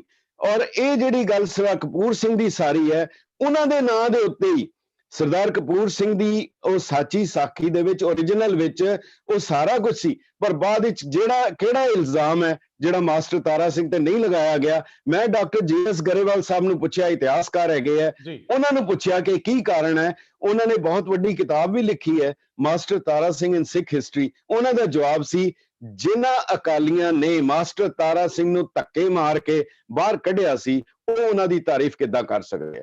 ਦੂਜੇ ਪਾਸੇ ਮਾਸਟਰ ਤਾਰਾ ਸਿੰਘ ਦੀ ਦੇਣ, ਭਾਵੇਂ ਉਹ ਧਾਰਮਿਕ ਤੌਰ ਤੇ ਹੋਵੇ, ਪੰਥਕ ਤੌਰ ਦੇ ਉੱਤੇ ਹੋਵੇ, ਉਹਨਾਂ ਦੀ ਜਰਨਲਿਜ਼ਮ ਦੇ ਵਿੱਚ ਹੋਵੇ, ਉਹਨਾਂ ਦਾ ਧਾਰਮਿਕ ਜੀਵਨ ਹੋਵੇ, ਉਹਨਾਂ ਦੀਆਂ ਕੋਟੇਸ਼ਨਸ ਹੋਣ, ਉਹਨਾਂ ਦੇ ਲਿਖਾਰੀ ਹੋਣ ਦਾ ਹੋਣ, ਪਿਛਲੀ ਸਦੀ ਦੇ ਵਿੱਚ ਇਤਨਾ ਵੱਡਾ ਕੰਮ ਕੋਈ ਨਹੀਂ ਕਰ ਸਕਦਾ। ਇਸ ਕਰਕੇ ਸਰਦਾਰ ਕਪੂਰ ਸਿੰਘ ਨੇ ਇਹ ਗੱਲ ਵੀ ਲਿਖੀ ਹੈਗੀ ਹੈ, ਉਹਦੇ ਵਿੱਚ ਉਹਨਾਂ ਨੇ ਬਹੁਤ ਸਪਸ਼ਟ ਤੌਰ ਦੇ ਉੱਤੇ ਜਿਹੜਾ ਹੈ ਮਾਸਟਰ ਤਾਰਾ ਸਿੰਘ ਦੇ ਬਾਰੇ ਉਹ ਪੂਰੀ ਇਮਾਨਦਾਰੀ ਦੇ ਨਾਲ ਕੀਤਾ ਹੈ। ਪਰ ਇੱਕ ਪਾਸੇ ਹੋਰ ਹੈ, ਜਿਵੇਂ ਇੱਕ ਗੱਲ ਕਹਿੰਦੇ ਆ ਜੀ ਕਿ ਜਿਹੜੀ ਵੀ ਹਕੂਮਤ ਆਂਦੀ ਹੈ, ਜਿਹੜੀ ਵੀ ਤਾਕਤ ਆਂਦੀ ਹੈ, ਆਪਣੇ ਤੋਂ ਪਿਛਲੇ ਦੇ ਉੱਤੇ ਸਾਰਾ ਬਲੇਮ ਸੁੱਟ ਦਿੰਦੀ ਹੈ। ਇਹ ਕੁਦਰਤੀ ਹੈ। ਜੇ ਕਾਂਗਰਸ ਆਏਗੀ ਤੇ ਕਹਿਣਗੇ ਜੀ ਉਹ ਅਕਾਲੀਆਂ ਨੇ ਖਜ਼ਾਨਾ ਖਾਲੀ ਕਰਤਾ, ਅਕਾਲੀ ਆਣਗੇ ਕਾਂਗਰਸ ਤੇ ਬਲੇਮ ਕਰਨਗੇ। ਸੋ ਇਹ ਜਿਹੜੀ ਇੱਕ ਪਿਰਤ ਸੀ ਸੰਸਾਰ ਦੇ ਇਤਿਹਾਸ ਵਿੱਚ। ਅਮਰੀਕਾ ਦੇ ਇੱਕੋ ਜਾਰਜ ਵਾਸ਼ਿੰਗਟਨ ਸੀ ਜਿਹਨੇ ਕਹਿੰਦੇ ਪਿਛਲੀ ਹਕੂਮਤ ਤੇ ਦੋਸ਼ ਨਹੀਂ ਦਿੱਤਾ, ਉਹਦਾ ਕਾਰਨ ਸੀ ਉਹਦੇ ਕੋਲ ਪਿਛਲੀ ਹਕੂਮਤ ਹੈ ਹੀ ਨਹੀਂ ਸੀ, ਉਹ ਪਹਿਲਾ ਸੀਗਾ, ਉਹ ਦੇ ਨਹੀਂ ਸਕਿਆ। ਹੁਣ ਜਿਨ੍ਹਾਂ ਨੇ ਕੁਝ ਨਹੀਂ ਕਰਨਾ ਜਾਂ ਕਰ ਨਹੀਂ ਪਾਏ, ਉਹਨਾਂ ਲਈ ਇੱਕ ਈਜ਼ੀ ਛਿਣਕਣਾ ਹੱਥ ਵਿੱਚ ਆ ਗਿਆ ਕਿ ਮਾਸਟਰ ਤਾਰਾ ਸਿੰਘ ਨੇ ਨਹੀਂ ਲਿਆ, ਇਸ ਕਰਕੇ ਅਸੀਂ ਨਹੀਂ ਲੈ ਸਕੇ। ਉਸ ਵੇਲੇ ਦੀਆਂ ਸਾਰੀਆਂ ਲਿਖਤਾਂ ਮੌਜੂਦ ਹੈ, ਮਾਊਂਟ ਬੈਟਨ ਦੀਆਂ ਲਿਖਤਾਂ ਮੌਜੂਦ ਹੈ। ਜਿਹੜੇ ਅਫਸਰ ਸੀ, ਇੱਕ ਵੀ ਜ਼ਿਲ੍ਹਾ ਨਹੀਂ ਸੀ ਜਿਹਦੇ ਸਿੱਖਾਂ ਦੀ ਮੈਜੋਰਿਟੀ ਹੁੰਦੀ। ਰਾਜ ਮੈਜੋਰਿਟੀ ਨਾਲ ਹੋਣਾ ਸੀ, ਗਿਣਤੀ ਦੇ ਨਾਲ ਹੋਣਾ ਸੀ, ਹੋਰ ਕੋਈ ਤਰੀਕਾ ਨਹੀਂ ਸੀ ਅਪਣਾਇਆ ਜਾਣਾ। ਔਰ ਇਸ ਕਰਕੇ ਬਾਅਦ ਵਿੱਚ ਵੀ ਜਿਹੜੀ 47 ਤੋਂ ਬਾਅਦ ਜਦੋਜਹਿਦ ਹੋਈ ਹੈ, ਉਹ ਵੀ ਸਿੱਖਾਂ ਦੀ ਇਸ ਕਰਕੇ ਹੋਈ ਹੈ ਕਿ ਉਹਨਾਂ ਦੀ ਗਿਣਤੀ ਘੱਟ ਸੀ। ਇਸ ਕਰਕੇ ਅਖੀਰ ਵਿੱਚ ਆ ਕੇ ਮਾਸਟਰ ਤਾਰਾ ਸਿੰਘ ਦਾ ਸਾਫ਼ ਹੋ ਗਿਆ ਕਿ ਇਸ ਦੁਨੀਆ ਦੇ ਵਿੱਚ ਉਹ ਕੌਮ ਰਹਿ ਸਕਦੀ ਹੈ, ਉਹ ਜ਼ਿੰਦਾ ਰਹਿ ਸਕਦੀ ਹੈ ਜਿਹਦੇ ਕੋਲ ਜਾਂ ਵੀਟੋ ਪਾਵਰ ਹੋਏ ਜਾਂ ਮੈਜੋਰਿਟੀ ਹੋਏ। ਇਸ ਕਰਕੇ ਮਾਸਟਰ ਤਾਰਾ ਸਿੰਘ ਨੇ ਬਾਅਦ ਵਿੱਚ ਕਹਿਤਾ ਕਿ ਮੈਨੂੰ ਪੰਜਾਬੀ ਸੂਬਾ ਭਾਸ਼ਾ ਦੇ ਆਧਾਰ ਤੇ ਨਹੀਂ ਚਾਹੀਦਾ, ਮੈਨੂੰ ਸਿੱਖ ਮੈਜੋਰਿਟੀ ਸਟੇਟ ਚਾਹੀਦੀ। ਅੱਛਾ, ਮੈਨੂੰ ਇਹ ਦੱਸੋ ਕਿ ਉਹਨਾਂ ਦਾ ਝਗੜਾ ਕੀ ਸੀਗਾ ਗ੍ਰਹਿ ਮੰਤਰੀ ਪਟੇਲ ਨਾਲ, ਕਿਉਂਕਿ ਉਹ ਵੀ ਇਤਿਹਾਸ 'ਚ ਜ਼ਿਕਰ ਹੈ ਕਿ ਮਾਸਟਰ ਤਾਰਾ ਸਿੰਘ ਔਰ ਪਟੇਲ ਦੀ ਆਪਸ ਵਿੱਚ ਨਹੀਂ ਸੀ ਬਣਦੀ। ਦੂਜਾ ਪੱਖ ਇਹ ਹੈ ਕਿ ਜਦੋਂ ਮਾਸਟਰ ਤਾਰਾ ਸਿੰਘ ਮੁਸਲਿਮ ਲੀਗ ਨਾਲ ਜਾਣ ਦੀ ਬਜਾਏ ਭਾਰਤ ਨਾਲ ਆਉਂਦੇ ਆ, ਤੇ ਫਿਰ ਤਾਂ ਦੇਸ਼ ਦੀ ਜਿਹੜੀ ਸੱਤਾ ਸੀ, ਸੱਤਾਵਾਨ ਸੀਗੇ, ਉਹਨਾਂ ਨੂੰ ਮਾਸਟਰ ਤਾਰਾ ਸਿੰਘ ਦੀ ਬਤੌਰ ਸਿੱਖ ਕਦਰ ਕਰਨੀ ਚਾਹੀਦੀ ਸੀ। ਪੰਡਿਤ ਜਵਾਹਰ ਲਾਲ ਨਹਿਰੂ ਨਾਲ ਉਹਨਾਂ ਦਾ ਜਿਹੜਾ ਭਾਵਨਗਰ ਵਾਲਾ ਉਹ ਝਗੜਾ ਹੈ, ਉਹ ਕੀ ਸੀ, ਉੱਥੇ ਕੀ ਹੋਇਆ ਸੀ? ਇਹ ਦੋ ਗੱਲਾਂ, ਪਟੇਲ ਔਰ ਨਹਿਰੂ ਨਾਲ ਉਹਨਾਂ ਦਾ ਟਕਰਾਅ। ਇੱਕ ਵਾਰ ਜਥੇਦਾਰ ਟੋੜਾ ਸਾਹਿਬ ਨੇ ਇੱਕ ਗੱਲ ਕਹੀ ਸੀ, ਰਾਜਨੀਤੀਵਾਨ ਸਨ ਔਰ ਸਮਝਦੇ ਸੀ ਪੋਲਿਟਿਕਸ ਨੂੰ। ਉਹਨਾਂ ਨੇ ਕਿਹਾ ਸੀ ਇਸ ਦੁਨੀਆ 'ਚ ਦੋ ਹੀ ਕੌਮਾਂ ਹੈਗੀਆਂ, ਇੱਕ ਸਿੱਖ ਦੂਜੇ ਮੋਨੇ। ਇਹ ਉਹਨਾਂ ਨੇ ਕਿਹਾ ਸੀ। ਔਰ ਅਸਲ ਵਿੱਚ ਮਾਸਟਰ ਤਾਰਾ ਸਿੰਘ ਕੱਲਾ ਖੜਾ ਸੀ ਜਾਂ ਅਕਾਲੀ ਦਲ ਖੜਾ ਸੀ? ਤੁਸੀਂ ਮਾਸਟਰ ਤਾਰਾ ਸਿੰਘ ਔਰ ਅਕਾਲੀ ਦਲ ਸਿਨੋਨਿਮਸ ਹੈਗੇ ਆ, ਇੱਕ ਦੂਜੇ ਦੇ ਇਕੱਠੇ ਹੈਗੇ, ਇਕੱਤਰ ਹੈਗੇ ਆ, ਇੱਕੋ ਹੀ ਹੈ, ਕੋਈ ਫਰਕ ਨਹੀਂਗਾ। ਉਸ ਵੇਲੇ ਦੀ ਆਜ਼ਾਦੀ ਤੋਂ ਪਹਿਲੇ ਕਾਂਗਰਸ ਨੂੰ ਲੋੜ ਸੀ, ਭਾਰਤ ਨੂੰ ਲੋੜ ਸੀ। ਆਜ਼ਾਦੀ ਤੋਂ ਬਾਅਦ, ਦੇਸ਼ ਦੀ ਵੰਡ ਤੋਂ ਬਾਅਦ, ਉਹ ਸਿੱਖਾਂ ਦਾ ਹਾਲ ਉਹ ਹੋ ਗਿਆ, ਕਹਿੰਦਾ ਖੁਸ਼ ਹੁਆ ਥਾ ਤੋੜ ਕਰ ਆਪਣੇ ਕਫਸ ਕੀ ਤੀਲੀਆਂ, ਹਾਏ ਕਹਿ ਕੇ ਰਹਿ ਗਿਆ ਟੂਟੇ ਪਰੋਂ ਕੋ ਦੇਖ ਕਰ। ਇੱਕ ਪਰਿੰਦੇ ਨੇ ਪਰ ਮਾਰ ਮਾਰ ਕੇ ਉਹ ਪਿੰਜਰਾ ਤੇ ਤੋੜ ਦਿੱਤਾ, ਪਰ ਜਦੋਂ ਉੱਡਣ ਦਾ ਟਾਈਮ ਆਇਆ ਉਹਨੂੰ ਦੇਖਿਆ ਕਿ ਉਹਦੇ ਪਰ ਟੁੱਟ ਚੁੱਕੇ ਆ। ਇਹ ਹਾਲ ਸਿੱਖਾਂ ਦਾ ਹੋਇਆ। ਉਸ ਤੋਂ ਇੱਕਦਮ ਬਾਅਦ ਮੈਂ ਤੁਹਾਨੂੰ ਇਸ ਦੇ ਨਾਲ ਇੱਕ ਜੁੜਦਾ ਬਹੁਤ ਕਮਾਲ ਦਾ ਇਨਸੀਡੈਂਟ ਹੈ, ਔਰ ਜਿਹਦੇ ਕਰਕੇ ਹੀ ਮਾਸਟਰ ਤਾਰਾ ਸਿੰਘ ਜਾਂ ਅਕਾਲੀ ਦਲ ਨੂੰ ਬਦਨਾਮ ਕੀਤਾ ਜਾਂਦਾ ਹੈ, ਝੂਠ ਬੋਲਿਆ ਜਾਂਦਾ ਹੈ ਕਿ ਅੰਬੇਦਕਰ ਸਿੱਖ ਬਣਨਾ ਚਾਹੁੰਦਾ ਸੀ, ਅੰਬੇਦਕਰ ਦੀ ਬੇਇੱਜ਼ਤੀ ਕੀਤੀ ਗਈ ਅੰਮ੍ਰਿਤਸਰ ਸਾਹਿਬ। ਇਸ ਤੋਂ ਵੱਡਾ ਕੁਫਰ, ਝੂਠ ਔਰ ਪਾਪ ਨਹੀਂ ਹੋ ਸਕਦਾ। ਅੰਬੇਦਕਰ, ਬਾਬਾ ਸਾਹਿਬ ਅੰਬੇਦਕਰ ਦੀਆਂ ਆਪਣੀਆਂ ਲਿਖਤਾਂ ਹੈਗੀਆਂ। 1940 ਦੇ ਵਿੱਚ 35,000 ਲੋਕਲ ਦਲਿਤਾਂ ਨੇ ਅਲੀਗੜ੍ਹ ਦੇ ਵਿੱਚ ਅੰਮ੍ਰਿਤ ਛਕਿਆ। 1 ਲੱਖ ਦੀ ਤਾਦਾਦ ਦੇ ਵਿੱਚ ਲੋਕਲ ਜਿਹੜੇ ਲੋਕ ਸਨ, ਯੂਪੀ ਦੇ, ਸੀਪੀ ਦੇ, ਉਹਨਾਂ ਨੇ ਅਕਾਲੀ ਲੀਡਰਾਂ ਦਾ ਹਾਥੀ ਦੇ ਉੱਤੇ ਜਲੂਸ ਕੱਢਿਆ। ਸ਼੍ਰੋਮਣੀ ਕਮੇਟੀ ਨੇ 35,000 ਕਿਰਪਾਨਾਂ ਵੰਡੀਆਂ। ਇਹ ਸਾਰਾ ਪੁਲਿਸ ਰਿਕਾਰਡ ਵਿੱਚ ਔਰ ਸਾਰੇ ਕਿਤਾਬ ਵਿੱਚ ਹੈ। ਮਗਰ ਉਸ ਦੇ ਬਾਅਦ ਪਟੇਲ ਔਰ ਨਹਿਰੂ, ਕਾਂਗਰਸ ਨੇ, ਇੱਕੋ ਹੀ ਹੈ, ਕੋਈ ਫਰਕ ਨਹੀਂ ਹੈ। ਉਹਨਾਂ ਨੇ ਇੱਕ ਸਕੀਮ ਘੜੀ, ਇਹਨਾਂ ਦਲਿਤਾਂ ਨੂੰ ਕਿੱਦਾਂ ਰੋਕਿਆ ਜਾਏ। ਉਹਨਾਂ ਨੇ ਇੱਕ ਕਾਨੂੰਨ ਪਾਸ ਕਰ ਦਿੱਤਾ, ਸਿੱਖਾਂ ਵਿੱਚ ਜਾਤ ਪਾਤ ਨਹੀਂ ਹੈ। ਇਹ ਜਿਹੜੇ ਦਲਿਤ, ਇਹ ਜਿਹੜੇ ਸ਼ਡਿਊਲ ਕਾਸਟ, ਅਖੌਤੀ ਨੀਵੀਂ ਜਾਤ ਦੇ, ਇਹ ਜਿਹੜੇ ਸਿੱਖ ਬਣਨਗੇ, ਇਹਨਾਂ ਦੇ ਸਾਰੇ ਬੈਨੀਫਿਟ ਖਤਮ ਕਰ ਦਿੱਤੇ ਜਾਣਗੇ। ਇਹ ਜਜ਼ੀਆ ਇਨ ਰਿਵਰਸ ਸੀ। ਇਹ ਜਜ਼ੀਆ ਇਨ ਰਿਵਰਸ ਸੀਗਾ। ਇਹ ਬੜੀ ਵੱਡੀ, ਜਿਹਨੂੰ ਕਹਿੰਦੇ ਕਿ ਇੱਕ ਪੋਲੀਟੀਕਲ ਚਾਲ ਜਾਂ ਚਾਣਕਿਆ ਨੀਤੀ ਸੀ। ਉਹਦੇ ਤੇ ਮਾਸਟਰ ਤਾਰਾ ਸਿੰਘ ਨੇ ਜਦੋਜਹਿਦ ਕੀਤੀ। ਫਿਰ ਉਸ ਤੋਂ ਪਹਿਲੇ ਅੰਗਰੇਜ਼ਾਂ ਨੇ ਸਿੱਖਾਂ ਦੀ ਵੱਖਰੀ ਨੁਮਾਇੰਦਗੀ ਸੀ, ਤੁਹਾਡੀ ਕੁਝ ਮੈਂਬਰ ਜਿਹੜੇ ਨਾਮਜ਼ਦ ਹੋਣਗੇ, ਨਹਿਰੂ ਨੇ, ਪਟੇਲ ਨੇ ਇੱਕ ਉਹ ਵੀ ਖਤਮ ਕਰ ਦਿੱਤੀ। ਔਰ ਇੱਕ ਸਭ ਤੋਂ ਵੱਡੀ ਗੱਲ ਹੋਈ, ਪਟੇਲ ਨੇ ਕਹਿ ਦਿੱਤਾ, ਮਾਸਟਰ ਤਾਰਾ ਸਿੰਘ ਨੂੰ ਓਪਨਲੀ ਚੈਲੰਜ ਕੀਤਾ, ਹੁਣ ਤੁਸੀਂ ਪੰਥ ਦੀ ਗੱਲ ਨਹੀਂ ਕਰ ਸਕਦੇ, ਤੁਸੀਂ ਇਹ ਦੱਸੋ ਪੰਥ ਪਹਿਲੇ ਹੈ ਕਿ ਦੇਸ਼ ਪਹਿਲੇ ਹੈ। ਨਹਿਰੂ ਨੇ ਵੀ ਕਿਹਾ ਤੁਹਾਨੂੰ ਦੱਸਣਾ ਪੈਣਾ ਤੁਹਾਡੇ ਲਈ ਪੰਥ ਪਹਿਲੇ ਹੈ ਕਿ ਦੇਸ਼ ਪਹਿਲੇ ਹੈ।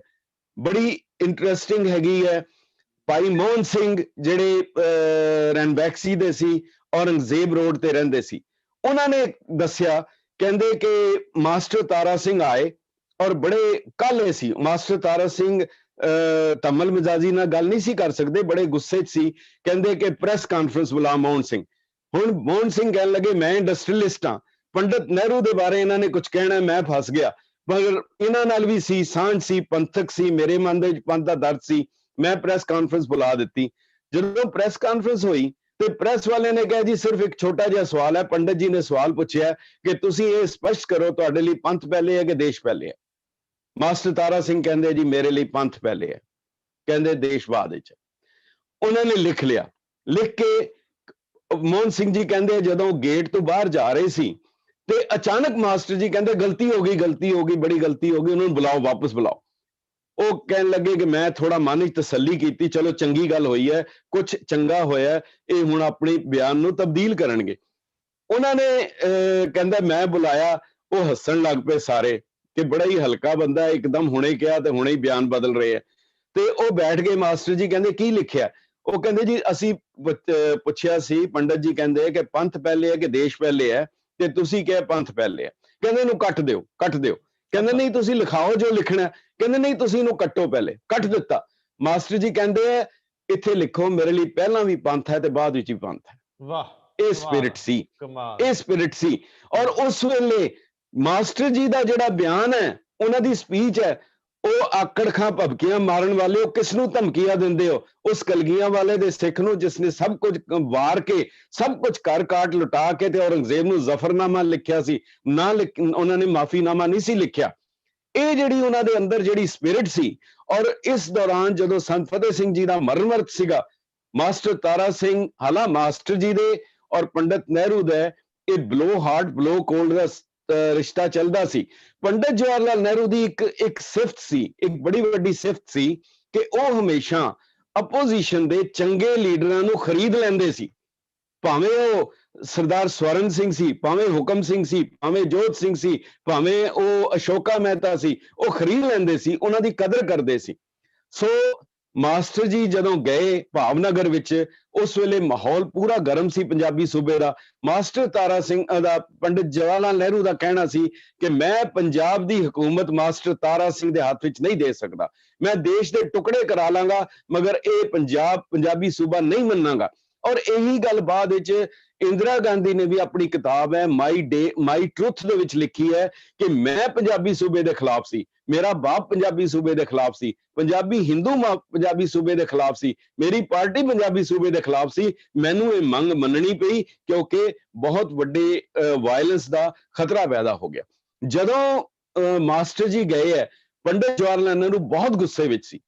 ਉਹ ਕਹਿਣ ਲੱਗੇ ਮਾਸਟਰ ਤਾਰਾ ਸਿੰਘ, ਤੁਸੀਂ ਉੱਤੋਂ ਤੁਸੀਂ ਪੰਜਾਬੀ ਸੂਬਾ ਮੰਗਦੇ ਹੋ, ਪਰ ਵਿੱਚੋਂ ਤੁਹਾਡੀ ਮਨਸ਼ਾ ਜਿਹੜੀ ਹੈ ਉਹ ਸਿੱਖ ਰਾਜ ਦੀ ਹੈ, ਤੁਸੀਂ ਵਿੱਚੋਂ ਦੱਸੋ ਕੀ ਚਾਹੁੰਦੇ ਹੋ? ਮਾਸਟਰ ਤਾਰਾ ਸਿੰਘ ਦਾ ਜਵਾਬ ਸੀ, ਕਹਿਣ ਲੱਗੇ ਕਿ ਤੁਸੀਂ ਸਾਡੀ ਉਤਲੀ ਮੰਗ ਦੇਖਣੀ ਹੈ ਜਾਂ ਦਿਲ ਦੀ ਮੰਗ ਦੇਖਣੀ ਹੈ? ਕਹਿੰਦਾ ਅੱਛਾ ਬਤਾਈਏ ਆਪਕੇ ਮਨ ਮੇਂ ਕਿਆ ਹੈ? ਉਹਨਾਂ ਨੇ ਕਿਹਾ ਜੀ ਮੇਰੇ ਮਨ ਵਿੱਚ ਹੈ, ਪੰਜਾਬ ਵਿੱਚ ਹੀ ਨਹੀਂ, ਹਿੰਦੁਸਤਾਨ ਵਿੱਚ ਹੀ ਨਹੀਂ, ਸਾਰੀ ਦੁਨੀਆ 'ਚ ਨਹੀਂ, ਤ੍ਰਿਲੋਕੀ ਦੇ ਉੱਤੇ, ਲੋਕ ਪਰਲੋਕ ਦੇ ਉੱਤੇ ਸਿੱਖ ਰਾਜ ਦਾ ਝੰਡਾ ਝੂਲੇ। ਵਾਹ। ਪੰਡਿਤ ਨਹਿਰੂ ਕਹਿੰਦੇ ਹੈ ਆਪ ਜਿਨਾ ਜੈਸੀ ਬਾतें ਕਰ ਰਹੇ ਹੋ। ਤੇ ਮਾਸਟਰ ਤਾਰਾ ਸਿੰਘ ਦਾ ਜਵਾਬ, ਇਹ ਲਿਖਤੀ ਹੈ, ਸਾਰਾ ਰਿਕਾर्ड है। वो कहने लगे और तुम औरंगजेब जैसी बातें कर रहे हो, जितनी देर तुम औरंगजेब जैसी बातें करोगे हमें फिर जिना जैसी बातें करनी पड़ेगी। ये मास्टर तारा, उन्हें फिर बाद विच किया, कहंदा बताइए कहाँ है फिरका परस्ती, कहाँ है कम्युनलिज्म? वो जर्नलिस्ट लिखते हैं, उन्होंने मास्टर जी ने पंडित नेहरू दे ढिड दे उत्ते हाथ फेर के कहा इसके अंदर है फिरका परस्ती, इसके अंदर है ये कम्युनलिज्म जो है। तो ये जिहड़ी स्पिरिट है, ये स्पिरिट कपूर सिंह जी ने एक गल लिखी है, उन्होंने एक गल लिखी है कि ये जिहड़ी मास्टर तारा सिंह गेनर नहीं सी, वो तुहानू सॉलिड कोई चीज नहीं लैके दे सकिया। कपूर सिंह लिखते हैं और वाकई सही है कि जेड़े क्रांतिकारी होंदे है, जेड़े लड़न वास्ते आंदे है, ਉਹ ਕੌਮ ਨੂੰ ਕੁਝ ਸੋਲਿਡ ਨਹੀਂ ਦੇ ਕੇ ਜਾ ਸਕਦੇ। ਕਹਿੰਦੇ ਉਹਨਾਂ ਨੇ ਸਾਨੂੰ ਦਵਾਇਆ ਨਹੀਂ, ਪਰ ਇੱਕ ਐਸੀਆਂ ਪਿੜ ਪਾ ਗਏ ਐ, ਐਸੀਆਂ ਪੈੜਾਂ ਪਾ ਗਏ ਐ, ਐਸਾ ਰਸਤਾ ਦੇ ਗਏ ਐ, ਅੱਗੋਂ ਆਉਣ ਵਾਲਾ ਭਵਿੱਖ ਦਾ ਸਿੱਖ ਪੋਲਿਟਿਕਸ ਉਹਨਾਂ ਰਾਹਾਂ ਦੇ ਉੱਤੇ ਚੱਲੇਗਾ। ਇਹ ਮਾਸਟਰ ਤਾਰਾ ਸਿੰਘ ਦੀ ਦੇਣ ਹੈ। ਉਹਨਾਂ ਨੇ ਸਿੱਖ ਹਸਤੀ ਨੂੰ, ਪੰਥ ਨੂੰ ਕਦੀ ਵੀ ਉਹਨਾਂ ਨੇ ਕੰਪਰੋਮਾਈਜ਼ ਨਹੀਂ ਕੀਤਾ, ਔਰ ਉਹਦੇ ਤੇ ਉਹਨਾਂ ਦੀ ਗੱਲ ਇੱਕੋ ਹੁੰਦੀ ਸੀ, ਪੰਥ ਪੰਥ ਪੰਥ, ਔਰ ਉਸ ਤੋਂ ਬਾਅਦ ਕੋਈ ਦੂਸਰੀ ਗੱਲ ਨਹੀਂ ਸੀ ਜੀ। ਇੱਕ ਹੋਰ ਇਨਸੀਡੈਂਟ ਜਿਹੜਾ ਤੁਸੀਂ ਮੇਰੇ ਨਾਲ ਸਾਂਝਾ ਕੀਤਾ ਸੀ ਔਰ ਜ਼ਿਕਰ ਕੀਤਾ ਸੀ ਕਿ ਜਦੋਂ ਉਹਨਾਂ ਨੂੰ ਪੁੱਛਿਆ ਗਿਆ ਵੀ ਤੁਸੀਂ ਹਰ ਵੇਲੇ ਪੰਥ ਖਤਰੇ 'ਚ ਦੀ ਗੱਲ ਕਰਦੇ ਹੋ, ਤੇ ਉਹਨਾਂ ਦਾ ਜਵਾਬ ਜੀ ਬੜਾ ਰੌਚਕ ਸੀ ਕਿ ਇਹਨੂੰ ਸਦਾ ਖਤਰਾ ਹੀ ਰਹਿਣਾ ਹੈ। ਉਹ ਇਨਸੀਡੈਂਟ ਜੀ ਵੀ ਸੁਣਾਇਓ ਜ਼ਰਾ। ਇਹਦੇ ਵਿੱਚ ਹੀ ਬੜੀ ਉਹਨਾਂ ਦਾ ਤੇ ਕੋਈ ਜੀਵਨ ਜਿਹੜਾ ਸੀ ਮਾਸਟਰ ਤਾਰਾ ਸਿੰਘ, ਉਹਨਾਂ ਦਾ ਕੋਈ ਲੁਕੋ ਨਹੀਂ ਸੀ। ਮੈਂ ਡੀਪੀ ਕੁਮਾਰ ਸਟੇਟਸਮੈਨ ਦੇ ਕੋਰਸਪੋਂਡੈਂਟ ਸੀ, ਜਿਹੜਾ ਉਹਨਾਂ ਦਾ ਅਖੀਰਲਾ ਇੰਟਰਵਿਊ ਮਾਸਟਰ ਤਾਰਾ ਸਿੰਘ ਦਾ ਜਦੋਂ ਡੈਥ ਬੈੱਡ ਤੇ ਸੀ ਔਰ ਉਹਨਾਂ ਦੇ ਕੁਝ ਸਾਹ ਬਾਕੀ ਸਨ, ਉਹਨਾਂ ਨੇ ਡੀਪੀ ਕੁਮਾਰ ਨੇ ਸਟੇਟਸਮੈਨ ਵਿੱਚ ਲਿਆ ਸੀਗਾ। ਜੀ। ਔਰ ਉਹ ਕਹਿੰਦਾ ਕਿ ਉਹ ਹੀ ਵਾਸ ਅ ਫਾਈਟਰ।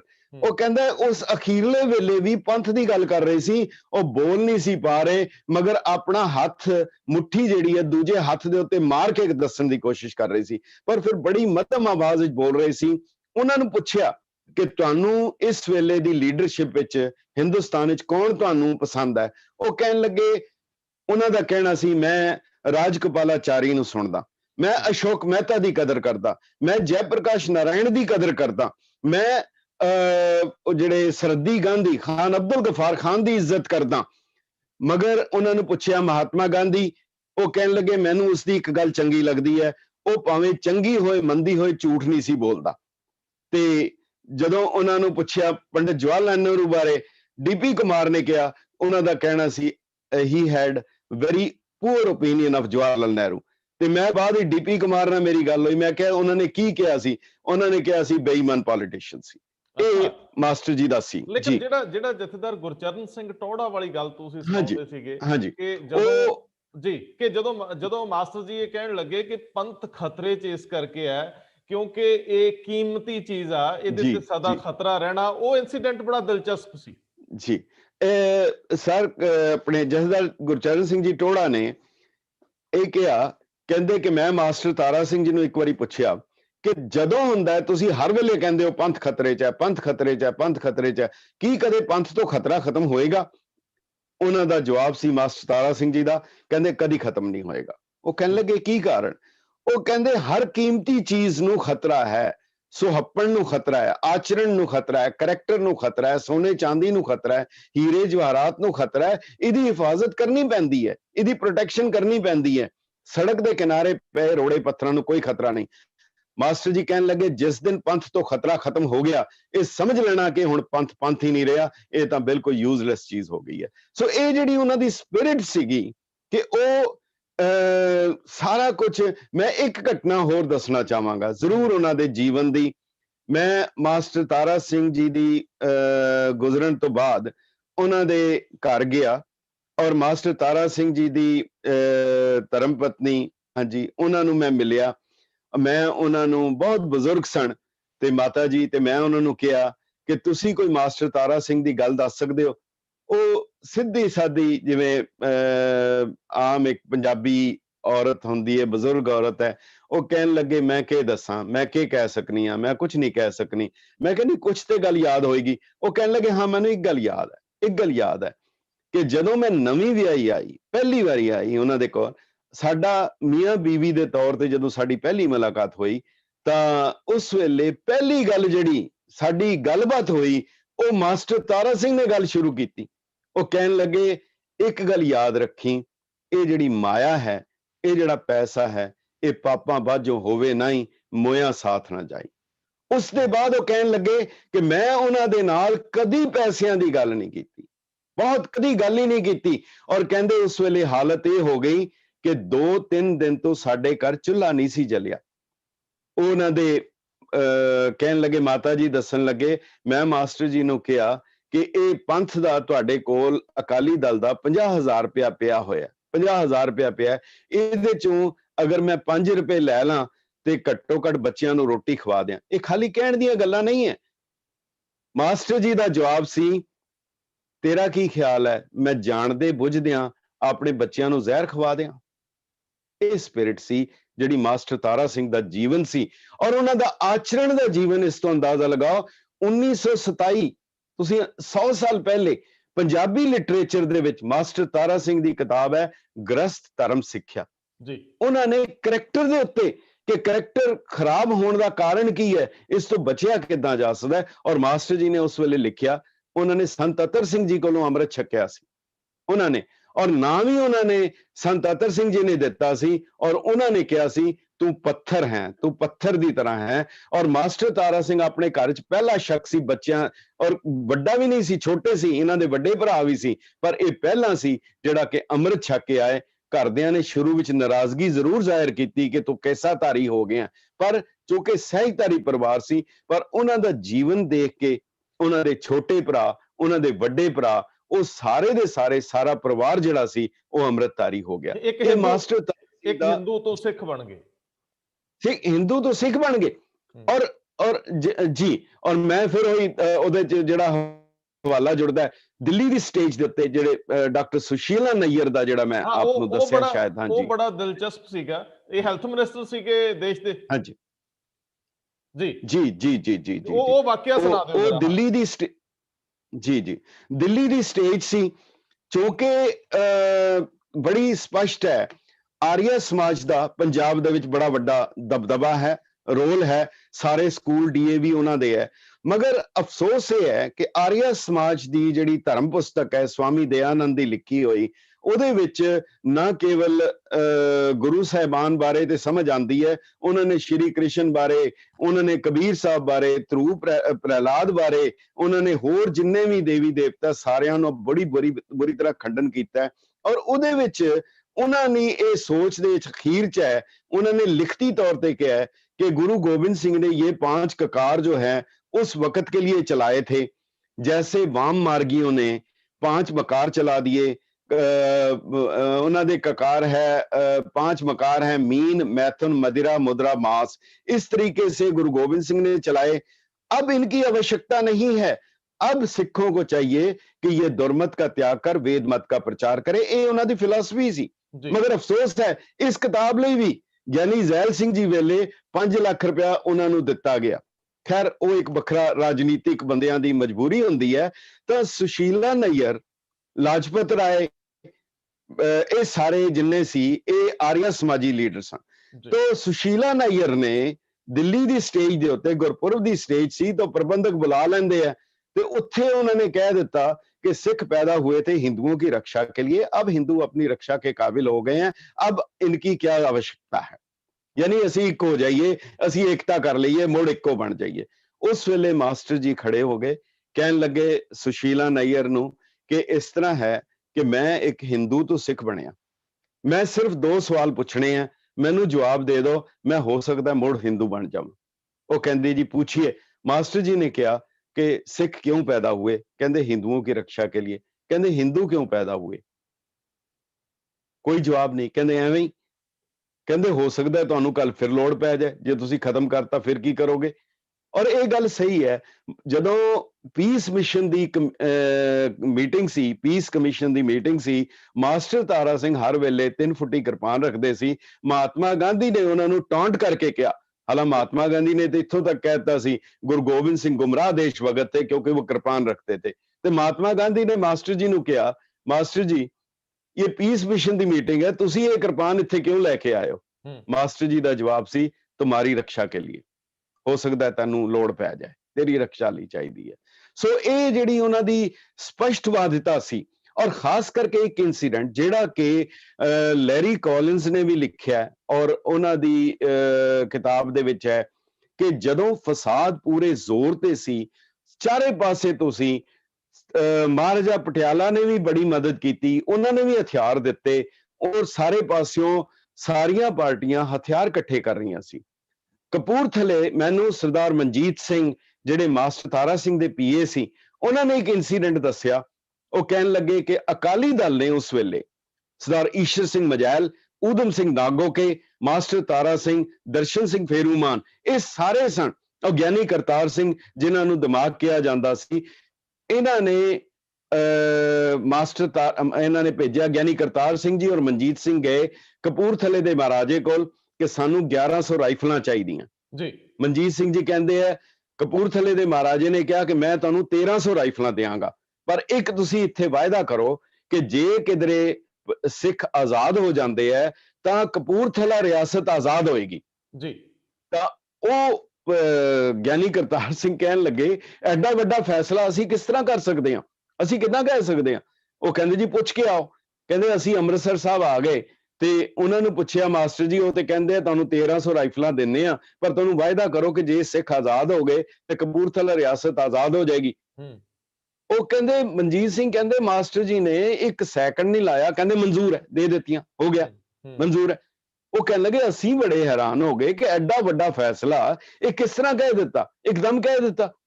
ਉਹ ਕਹਿੰਦੇ ਕਿ ਅਗਲੇ ਦਿਨ ਜਦੋਂ ਕ੍ਰਿਪਸ ਮਿਸ਼ਨ ਦੀ ਮੀਟਿੰਗ ਸੀ, ਉਹਦੇ ਵਿੱਚ ਸਾਰੇ ਕਾਂਗਰਸ ਦੇ ਲੀਡਰ, ਮੁਸਲਿਮ ਲੀਗ ਦੇ ਲੀਡਰ ਸੀ, ਤੇ ਉਸ ਵੇਲੇ ਸਰ ਸਟੈਫਰਡ ਕ੍ਰਿਪਸ ਨੇ, ਉਹਨਾਂ ਕੋਲ ਇੰਟੈਲੀਜੈਂਸ ਦੀਆਂ ਰਿਪੋਰਟਾਂ ਆ ਗਈਆਂ ਤੇ ਉਹਨਾਂ ਨੇ ਮਾਸਟਰ ਜੀ ਨੇ ਕਦਮ ਅੰਦਰ ਰੱਖਿਆ ਤੇ ਮਨਜੀਤ ਸਿੰਘ ਕਹਿੰਦੇ ਮੈਂ ਨਾਲ ਸੀ ਤੇ ਕ੍ਰਿਪਸ ਕਹਿੰਦਾ ਮਾਸਟਰ ਜੀ, ਮਾਸਟਰ ਤਾਰਾ ਸਿੰਘ ਅਜੇ ਕੋਈ ਫੈਸਲਾ ਨਹੀਂ ਹੋਇਆ, ਕੋਈ ਗੱਲ ਨਹੀਂ ਹੋਈ ਤੇ ਤੁਸੀਂ ਸਟੇਟਾਂ ਵੰਡਣੀਆਂ ਵੀ ਸ਼ੁਰੂ ਕਰ ਦਿੱਤੀਆਂ, ਤੁਸੀਂ ਕਪੂਰਥਲਾ ਦੇ ਦਿੱਤਾ। ਬੜੀ ਕਹਿੰਦੇ ਆ ਮਨਜੀਤ ਸਿੰਘ ਕਹਿੰਦੇ ਮੇਰੇ ਪੈਰਾਂ ਥੱਲਿਓਂ ਜ਼ਮੀਨ ਖਿਸਕ ਗਈ ਕਿ ਇਹ ਕੀ ਹੋ ਗਿਆ, ਹੁਣ ਮਾਸਟਰ ਤਾਰਾ ਸਿੰਘ ਕੀ ਜਵਾਬ ਦੇਗਾ, ਜਿਹਨੂੰ ਕਹਿੰਦੇ ਕਿ ਰੰਗੇ ਹੱਥ ਫੜੇ ਗਏ। ਉਸ ਵੇਲੇ ਮਾਸਟਰ ਤਾਰਾ ਸਿੰਘ ਬੜੇ ਖਿੜਖਿੜਾ ਕੇ ਹੱਸੇ, ਬਹੁਤ ਜ਼ੋਰ ਦੀ ਹੱਸੇ।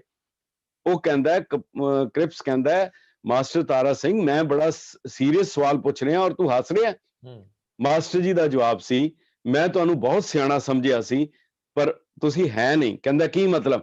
ਕਹਿੰਦੇ ਉਹਨੇ ਮੇਰੇ ਕੋਲੋਂ ਕਪੂਰਥਲਾ ਮੰਗਿਆ, ਮੈਂ ਉਹਨੂੰ ਕਿਹਾ ਲੈ ਲੈ, ਤੂੰ ਮੇਰੇ ਕੋਲ ਲੰਡਨ ਮੰਗ, ਮੈਂ ਤੈਨੂੰ ਲਿਖ ਕੇ ਦੇ ਦਿੰਦਾ, ਲੰਡਨ ਤੇਰਾ ਹੋ ਗਿਆ, ਮੇਰੇ ਪਿਓ ਦਾ ਹੈਗਾ ਜਿਹੜਾ ਮੈਂ ਵੰਡ ਸਕਾਂ, ਜਿਹੜੀ ਮੇਰੀ ਚੀਜ਼ ਹੀ ਨਹੀਂ ਮੈਨੂੰ ਦੇਣ ਚ ਕੀ ਹਰਜ। ਸੋ ਇਹ ਜਿਹੜੀ ਹਾਜ਼ਰ ਜਵਾਬੀ ਕਹਿ ਲਓ ਜਾਂ ਸੋਚ ਕਹਿ ਲਓ, ਇਹ ਇੱਕ ਬੜੀ ਅਦੁੱਤੀ ਸੀਗੀ ਜਿਹੜੀ ਕਿ ਹਰ ਵੇਲੇ, ਮਗਰ ਉਹਨਾਂ ਇਸ ਕਰਕੇ ਸੀ, ਉਹ ਕਹਿੰਦੇ ਹੁੰਦੇ ਸੀ ਕਿ ਸੱਚੇ ਬੰਦੇ ਨੂੰ ਸੱਚੀ ਗੱਲ ਫੁਰਦੀ ਹੈ। ਔਰ ਇੱਕ ਗੱਲ ਹੋਰ ਕਹਿੰਦੇ ਹੁੰਦੇ ਸੀ, ਉਹਨਾਂ ਦੀ ਬੜੀ ਮਸ਼ਹੂਰ ਹੈ, ਕਹਿੰਦੇ ਕਿ ਜੇ ਪਿੰਡ ਦੇ ਥਾਣੇਦਾਰ ਦਾ ਕੁੱਤਾ ਮਰ ਜਾਏ ਸਾਰਾ ਪਿੰਡ ਅਫਸੋਸ ਕਰਨ ਜਾਂਦਾ, ਪਰ ਜੇ ਪਿੰਡ ਦੇ ਥਾਣੇਦਾਰ ਮਰ ਜਾਏ ਪਿੰਡ ਦਾ ਕੁੱਤਾ ਵੀ ਨਹੀਂ ਪੁੱਛਣ ਜਾਂਦਾ। ਵਾਹ, ਇਹ ਵਾਕਈ ਅੱਜ ਵੀ ਸੱਚ ਹੈ। ਲੇਕਿਨ ਸਰ ਜਿਹੜੀ ਇੱਕ ਗੱਲ ਰਹਿ ਗਈ ਵਿੱਚੋਂ ਕਿ ਪਟੇਲ ਨਾਲ ਉਹਨਾਂ ਦਾ ਕਾਹਦਾ ਝਗੜਾ ਸੀ? ਪਟੇਲ ਦਾ ਜੀ ਪਟੇਲ ਦਾ ਇਹੀ ਸੀ, ਪਟੇਲ ਨੇ ਚੈਲੰਜ ਕੀਤਾ ਸੀ ਕਿ ਉਹਨੇ ਇੱਕ ਗੱਲ ਕੀ ਕਿ ਪੰਜਾਬੀ ਸੂਬਾ ਨਹੀਂ ਬਣਨ ਦੇਾਂਗੇ। ਉਹਦਾ ਇਹ ਸੀ ਕਿ ਇਹ ਦਲਿਤਾਂ ਨੂੰ ਅਧਿਕਾਰ ਨਹੀਂ ਹੋਏਗਾ ਜਿਹੜੀਆਂ ਰਿਜ਼ਰਵੇਸ਼ਨ ਦਾ। ਤੀਜਾ ਜਿਹੜਾ ਸੀਗਾ ਕਿ ਤੁਸੀਂ ਇਹ ਕਹਿਣਾ ਬੰਦ ਕਰੋ ਕਿ ਪਹਿਲੇ ਪੰਥ ਹੈ ਤੇ ਪਹਿਲੇ ਦੇਸ਼ ਹੈ, ਅਸੀਂ ਸਾਰੇ ਭਾਰਤੀ ਹਾਂ, ਅਸੀਂ ਸਾਰੇ ਇੱਕ ਹੈਗੇ ਹਾਂ। ਯਾਨੀ ਕਿ ਪੰਥ ਦੀ ਵੱਖਰੀ ਹਸਤੀ ਨੂੰ ਖਤਮ ਕਰਨਾ ਮੰਨ ਲਓ, ਸਾਡਾ ਤੁਹਾਡਾ ਕੋਈ ਝਗੜਾ ਨਹੀਂ। ਮਾਸਟਰ ਤਾਰਾ ਸਿੰਘ ਦਾ ਇਹੀ ਜਵਾਬ ਮੈਂ ਮੋਹਰ ਦੁਹਰਾ ਦਿਆਂ ਕਿ ਉਹਨਾਂ ਦਾ ਕਹਿਣਾ ਸੀ ਕਿ ਮੇਰਾ ਪੰਥ, ਮੇਰਾ ਦੇਸ਼ ਉਹ ਹੈ ਜਿੱਥੇ ਪੰਥ ਵਸਦਾ ਹੈ। ਜੇ ਕੱਲ ਇੱਥੋਂ ਛੱਡ ਕੇ ਮੈਨੂੰ ਅਫਰੀਕਾ ਜਾਣਾ ਪਏਗਾ, ਉਹਨਾਂ ਜੰਗਲਾਂ ਨੂੰ ਮੈਂ ਆਪਣਾ ਦੇਸ਼ ਕਹਿ ਲਾਂਗਾ। ਮਗਰ ਜਿੱਥੇ ਉਹਨਾਂ ਨੇ ਇੱਕ ਗੱਲ ਹੋਰ ਕਹੀ, ਉਸ ਵੇਲੇ ਕਈ ਸਿੱਖ ਲੀਡਰਾਂ ਨੇ ਵੀ, ਅਕਾਲੀ ਲੀਡਰਾਂ ਨੇ ਵੀ, ਕਈ ਵਿੱਚੋਂ ਜਿਹੜੇ ਨਿਕਲ ਕੇ ਸਰਕਾਰ ਨਾਲ ਜਾ ਰਹੇ ਕਾਂਗਰਸੀਆਂ ਨੇ ਵੀ ਇਹ ਕਿਹਾ ਇਹ ਬਹੁਤ ਗਲਤ ਬਿਆਨ ਹੈ। ਉਸ ਵੇਲੇ ਮਾਸਟਰ ਤਾਰਾ ਸਿੰਘ ਦਾ ਜਵਾਬ ਸੀ ਕਿ ਮਹਾਰਾਣਾ ਪ੍ਰਤਾਪ ਨੇ ਆਪਣਾ ਦੇਸ਼ ਛੱਡ ਦਿੱਤਾ, ਉਹ ਧਰਮ ਬਚਾ ਲਿਆ, ਉਹਨਾਂ ਨੂੰ ਅੱਜ ਦੇਸ਼ ਭਗਤ ਕਿਹਾ ਜਾਂਦਾ ਹੈ। ਰਾਜਾ ਮਾਨ ਸਿੰਘ ਨੇ ਆਪਣੀ ਧੀ ਦੇ ਡੋਲੇ ਦੇ ਕੇ ਉਹਨੇ ਰਾਜ ਕਾਇਮ ਰੱਖ ਲਿਆ, ਉਹ ਜਿਹੜਾ ਰਾਜ ਕਾਇਮ ਰੱਖ ਲਿਆ ਪਰ ਉਸਨੇ ਆਪਣਾ ਧਰਮ ਛੱਡ ਦਿੱਤਾ, ਉਸ ਨੂੰ ਤੁਸੀਂ ਗਦਾਰ ਕਹਿੰਦੇ ਹੋ। ਸੋ ਇਹ ਜਿਹੜੀ ਦੇਸ਼ ਭਗਤੀ ਤੇ ਗਦਾਰੀ ਦਾ ਜਿਹੜਾ ਲਬਾਦਾ ਹੈ, ਇਸ ਨੂੰ ਮਾਸਟਰ ਤਾਰਾ ਸਿੰਘ ਕਲੀਅਰ ਕਰਦੇ ਹੈ। ਮੇਰਾ ਦੇਸ਼ ਉਹ ਹੈ ਜਿੱਥੇ ਮੇਰਾ ਪੰਥ ਵਸਦਾ ਹੈ, ਜਿੱਥੇ ਮੈਂ ਪੰਥ ਦੀ ਖਾਤਰ ਮੈਂ ਦੇਸ਼ ਛੱਡ ਸਕਦਾ, ਦੇਸ਼ ਦੀ ਖਾਤਰ ਮੈਂ ਪੰਥ ਨਹੀਂ ਛੱਡ ਸਕਦਾ। ਮਤਲਬ ਪੰਥ ਜੀਵੇ ਮੈਂ ਉਜੜਾਂ, ਇਹ ਨਾਰਾ ਸੀ। ਅੱਛਾ, ਮੈਂ ਪੰਥ ਜੀਵੇ ਮੈਂ ਮਰਾਂ, ਪੰਥ ਜੀਵੇ, ਇਹ ਸੀ, ਇਹ ਉਹਨਾਂ ਦੀ ਸ਼ੁਰੂ ਤੋਂ ਲੈ ਕੇ ਔਰ ਜੀਵਿਆ, ਉਹਨਾਂ ਨੇ ਜੀਵਿਆ। ਉਹਨਾਂ ਨੇ ਇੱਕ ਗੱਲ ਹੋਰ ਕਹੀ ਸੀ, ਉਹਨਾਂ ਨੇ ਕਿਹਾ ਕਿਸੇ ਅਸੂਲ ਦੀ ਖਾਤਰ ਸ਼ਹੀਦੀ ਦੇ ਦੇਣਾ ਦਿੱਤੀ ਜਾ ਸਕਦੀ ਹੈ, ਬਹੁਤ ਔਖੀ ਹੈ, ਬਹੁਤ ਵੱਡੀ ਕੁਰਬਾਨੀ ਹੁੰਦੀ ਹੈ। ਉਹਨਾਂ ਦੀ ਕਿਸੇ ਚੀਜ਼ ਦੀ ਖਾਤਰ ਸ਼ਹੀਦੀ ਦੇ ਦੇਣਾ ਕਿਸੇ ਅਸੂਲ ਦੀ ਖਾਤਰ ਦਿੱਤੀ ਜਾ ਸਕਦੀ ਹੈ, ਪਰ ਉਸ ਅਸੂਲ ਦੇ ਉੱਤੇ ਸਾਰੀ ਜ਼ਿੰਦਗੀ ਟੁਰਨਾ ਇਹ ਬਹੁਤ ਔਖਾ, ਬਹੁਤ ਔਖਾ। ਆਖਰੀ ਗੱਲ, ਮਾਸਟਰ ਤਾਰਾ ਸਿੰਘ ਦੇ ਜੀਵਨ ਦੀਆਂ ਜਿਹੜੀਆਂ ਤੁਸੀਂ ਗੱਲਾਂ ਦੱਸ ਰਹੇ ਹੋ, ਇਹ ਅਕਾਲੀ ਕਿਰਦਾਰ ਦੀ ਤਰਜਮਾਨੀ ਕਰਦੀਆਂ। ਅੱਜ ਕੀ ਅਸੀਂ ਐਜ਼ ਇਟ ਇਜ਼ ਉਹਨੂੰ ਅੱਗੇ ਵਗਦਾ ਤੁਰਦਾ ਦੇਖਦੇ ਹਾਂ? ਜਿਹੜੀਆਂ ਚੀਜ਼ਾਂ ਦਾ ਉਹ ਤਿਆਗ ਕਰਦੇ ਰਹੇ, ਜਿਹੜੀ ਮਾਇਆ ਨਾਲ ਉਹ ਨਾਲ ਲੈਂਦੇ ਰਹੇ, ਔਰ ਜਿਹੜੇ ਅਸੂਲਾਂ ਦੀ ਉਹ ਗੱਲ ਕਰਦੇ ਸੀ, ਅੱਜ ਦੇ ਦਿਨ 'ਚ ਉਹ ਰੈਲੇਵੈਂਟ ਰਹੀਆਂ ਗੱਲਾਂ? ਦੇਖੋ, ਉਸ ਵੇਲੇ ਜਦੋਂ 47 ਤੋਂ ਪਹਿਲੇ ਜਿਹੜਾ ਸੀਗਾ ਨਾ, ਉਸ ਵੇਲੇ ਤੁਹਾਨੂੰ ਬਹੁ ਗਿਣਤੀ ਘੱਟ ਗਿਣਤੀ ਦਾ ਨਹੀਂ ਸੀਗਾ। ਉਸ ਵੇਲੇ ਤੁਹਾਡੇ ਕਿਰਦਾਰ ਦੀ ਕਦਰ ਸੀ। ਉਸ ਵੇਲੇ ਤੁਹਾਡੀ ਜੋ ਇਖਲਾਕ ਦੀ ਕੀਮਤ ਸੀ। ਮੈਂ ਜਿਵੇਂ ਸ਼ੁਰੂ ਦੇ ਵਿੱਚ ਕਿਹਾ ਕਿ ਬਾਅਦ ਵਿੱਚ ਜਦੋਂ ਵੋਟਾਂ ਦੀ ਰਾਜਨੀਤੀ ਆ ਜਾਂਦੀ ਹੈ, ਜਦੋਂ 47 ਤੋਂ ਬਾਅਦ ਇੱਕ ਰਣਜੀਤ ਨਗਾਰਾ ਅਖਬਾਰ ਨਿਕਲਦਾ ਸੀਗਾ, ਦੁਰਲਭ ਸਿੰਘ, ਜਿਹੜਾ ਬਾਅਦ ਵਿੱਚ ਜਾ ਕੇ ਤੇ ਬੜਾ ਹੀ ਭੈੜਾ ਜਿਹਾ ਔਰ ਵਾਹਿਯਾਤ ਜਿਹਾ ਉਹਨਾਂ ਨੇ ਅਖਬਾਰ ਕੱਢਣਾ ਸ਼ੁਰੂ ਕਰ ਦਿੱਤਾ, ਅਬਜ਼ਰਵਰ। ਪਰ ਉਸ ਵੇਲੇ ਉਹ ਪੰਥਕ ਅਖਬਾਰ ਹੁੰਦਾ ਸੀ। ਉਹਨਾਂ ਨੇ ਡੈਮੋਕ੍ਰੇਸੀ ਦੇ ਉੱਤੇ ਬੜਾ ਕੁਝ ਲਿਖਿਆ ਉਸ ਵੇਲੇ, ਕਿ ਜਿਹੜਾ ਹੁਣ ਡੈਮੋਕ੍ਰੇਸੀ ਦਾ ਸਿਸਟਮ ਆ ਰਿਹਾ। ਔਰ ਮਾਸਟਰ ਤਾਰਾ ਸਿੰਘ ਦੀ ਡਾਇਰੀ ਮੈਂ ਦੇਖੀ, ਉਹਨਾਂ ਦੀ ਡਾਇਰੀ ਮੈਂ ਪੜ੍ਹ ਰਿਹਾ ਸੀ, ਉਹਦੇ 'ਚ ਲਿਖਿਆ ਸੀ ਕਿ ਅੰਗਰੇਜ਼ ਜਾ ਰਹੇ ਹੈ, ਮੈਨੂੰ ਡਰ ਲੱਗ ਰਿਹਾ। ਤੁਹਾਡੇ ਸਵਾਲ ਦਾ ਜਵਾਬ ਆ ਜਾਏਗਾ। ਉਹ ਕਹਿੰਦੇ ਅੰਗਰੇਜ਼ ਜਾ ਰਹੇ ਹੈ, ਮੈਨੂੰ ਡਰ ਲੱਗ ਰਿਹਾ। ਇਸ ਤੋਂ ਪਹਿਲੇ ਕਹਿੰਦੇ ਕੋਈ ਸਿੱਖ ਜਿੰਨਾ ਮਰਜ਼ੀ ਬੇਈਮਾਨ ਹੋ ਜਾਏ, ਜਿੰਨਾ ਮਰਜ਼ੀ ਗਦਾਰ ਹੋ ਜਾਏ, ਜਿੰਨਾ ਮਰਜ਼ੀ ਕਰ ਲਵੇ, ਉਹ ਅੰਗਰੇਜ਼ ਨਹੀਂ ਸੀ ਬਣ ਸਕਦਾ। ਕਹਿੰਦੇ ਅੱਜ ਉਸ ਨੂੰ ਹਾਕਮ ਸ਼੍ਰੇਣੀ ਵਿੱਚ ਆਉਣ ਲਈ ਸਿਰਫ 1 ਮਿੰਟ ਦਾ ਟਾਈਮ ਚਾਹੀਦਾ। ਇਹ ਬੜੀ ਵੱਡੀ ਗੱਲ ਹੈ, ਔਰ ਜਿਹੜੀ ਕਿ ਚਰਿਤਾਰਥ ਹੋਈ ਹੈ, ਜਿਹੜੀ ਕਿ ਸਪਸ਼ਟ ਹੈਗੀ ਹੈ। ਸਰਦਾਰ ਬਲਦੇਵ ਸਿੰਘ ਜੀ ਨੇ, ਮਾਸਟਰ ਤਾਰਾ ਸਿੰਘ ਨੇ ਉਹਨਾਂ ਨੂੰ ਨੁਮਾਇੰਦਾ ਭੇਜਿਆ, ਕਿਉਂਕਿ ਮਾਸਟਰ ਤਾਰਾ ਸਿੰਘ ਨੇ ਕਿਹਾ ਸੀ ਮੈਂ ਸਾਰੀ ਜ਼ਿੰਦਗੀ ਕੋਈ ਅਹੁਦਾ ਨਹੀਂ ਲੈਣਾ ਸਵਾਏ ਗੁਰਦੁਆਰਿਆਂ ਦੇ, ਮੈਂ ਕਿਸੇ ਹੋਰ MLA MLC MP, ਔਰ ਕਿਹਾ ਜਾਂਦਾ ਹੈ ਕਿ ਉਹਨਾਂ ਨੂੰ ਵਾਈਸ ਪ੍ਰੈਜ਼ੀਡੈਂਟ ਤੱਕ ਦਾ ਵੀ ਅਹੁਦਾ ਦਿੱਤਾ ਗਿਆ, ਮਗਰ ਉਹਨਾਂ ਨੇ ਨਹੀਂ ਲਿਆ।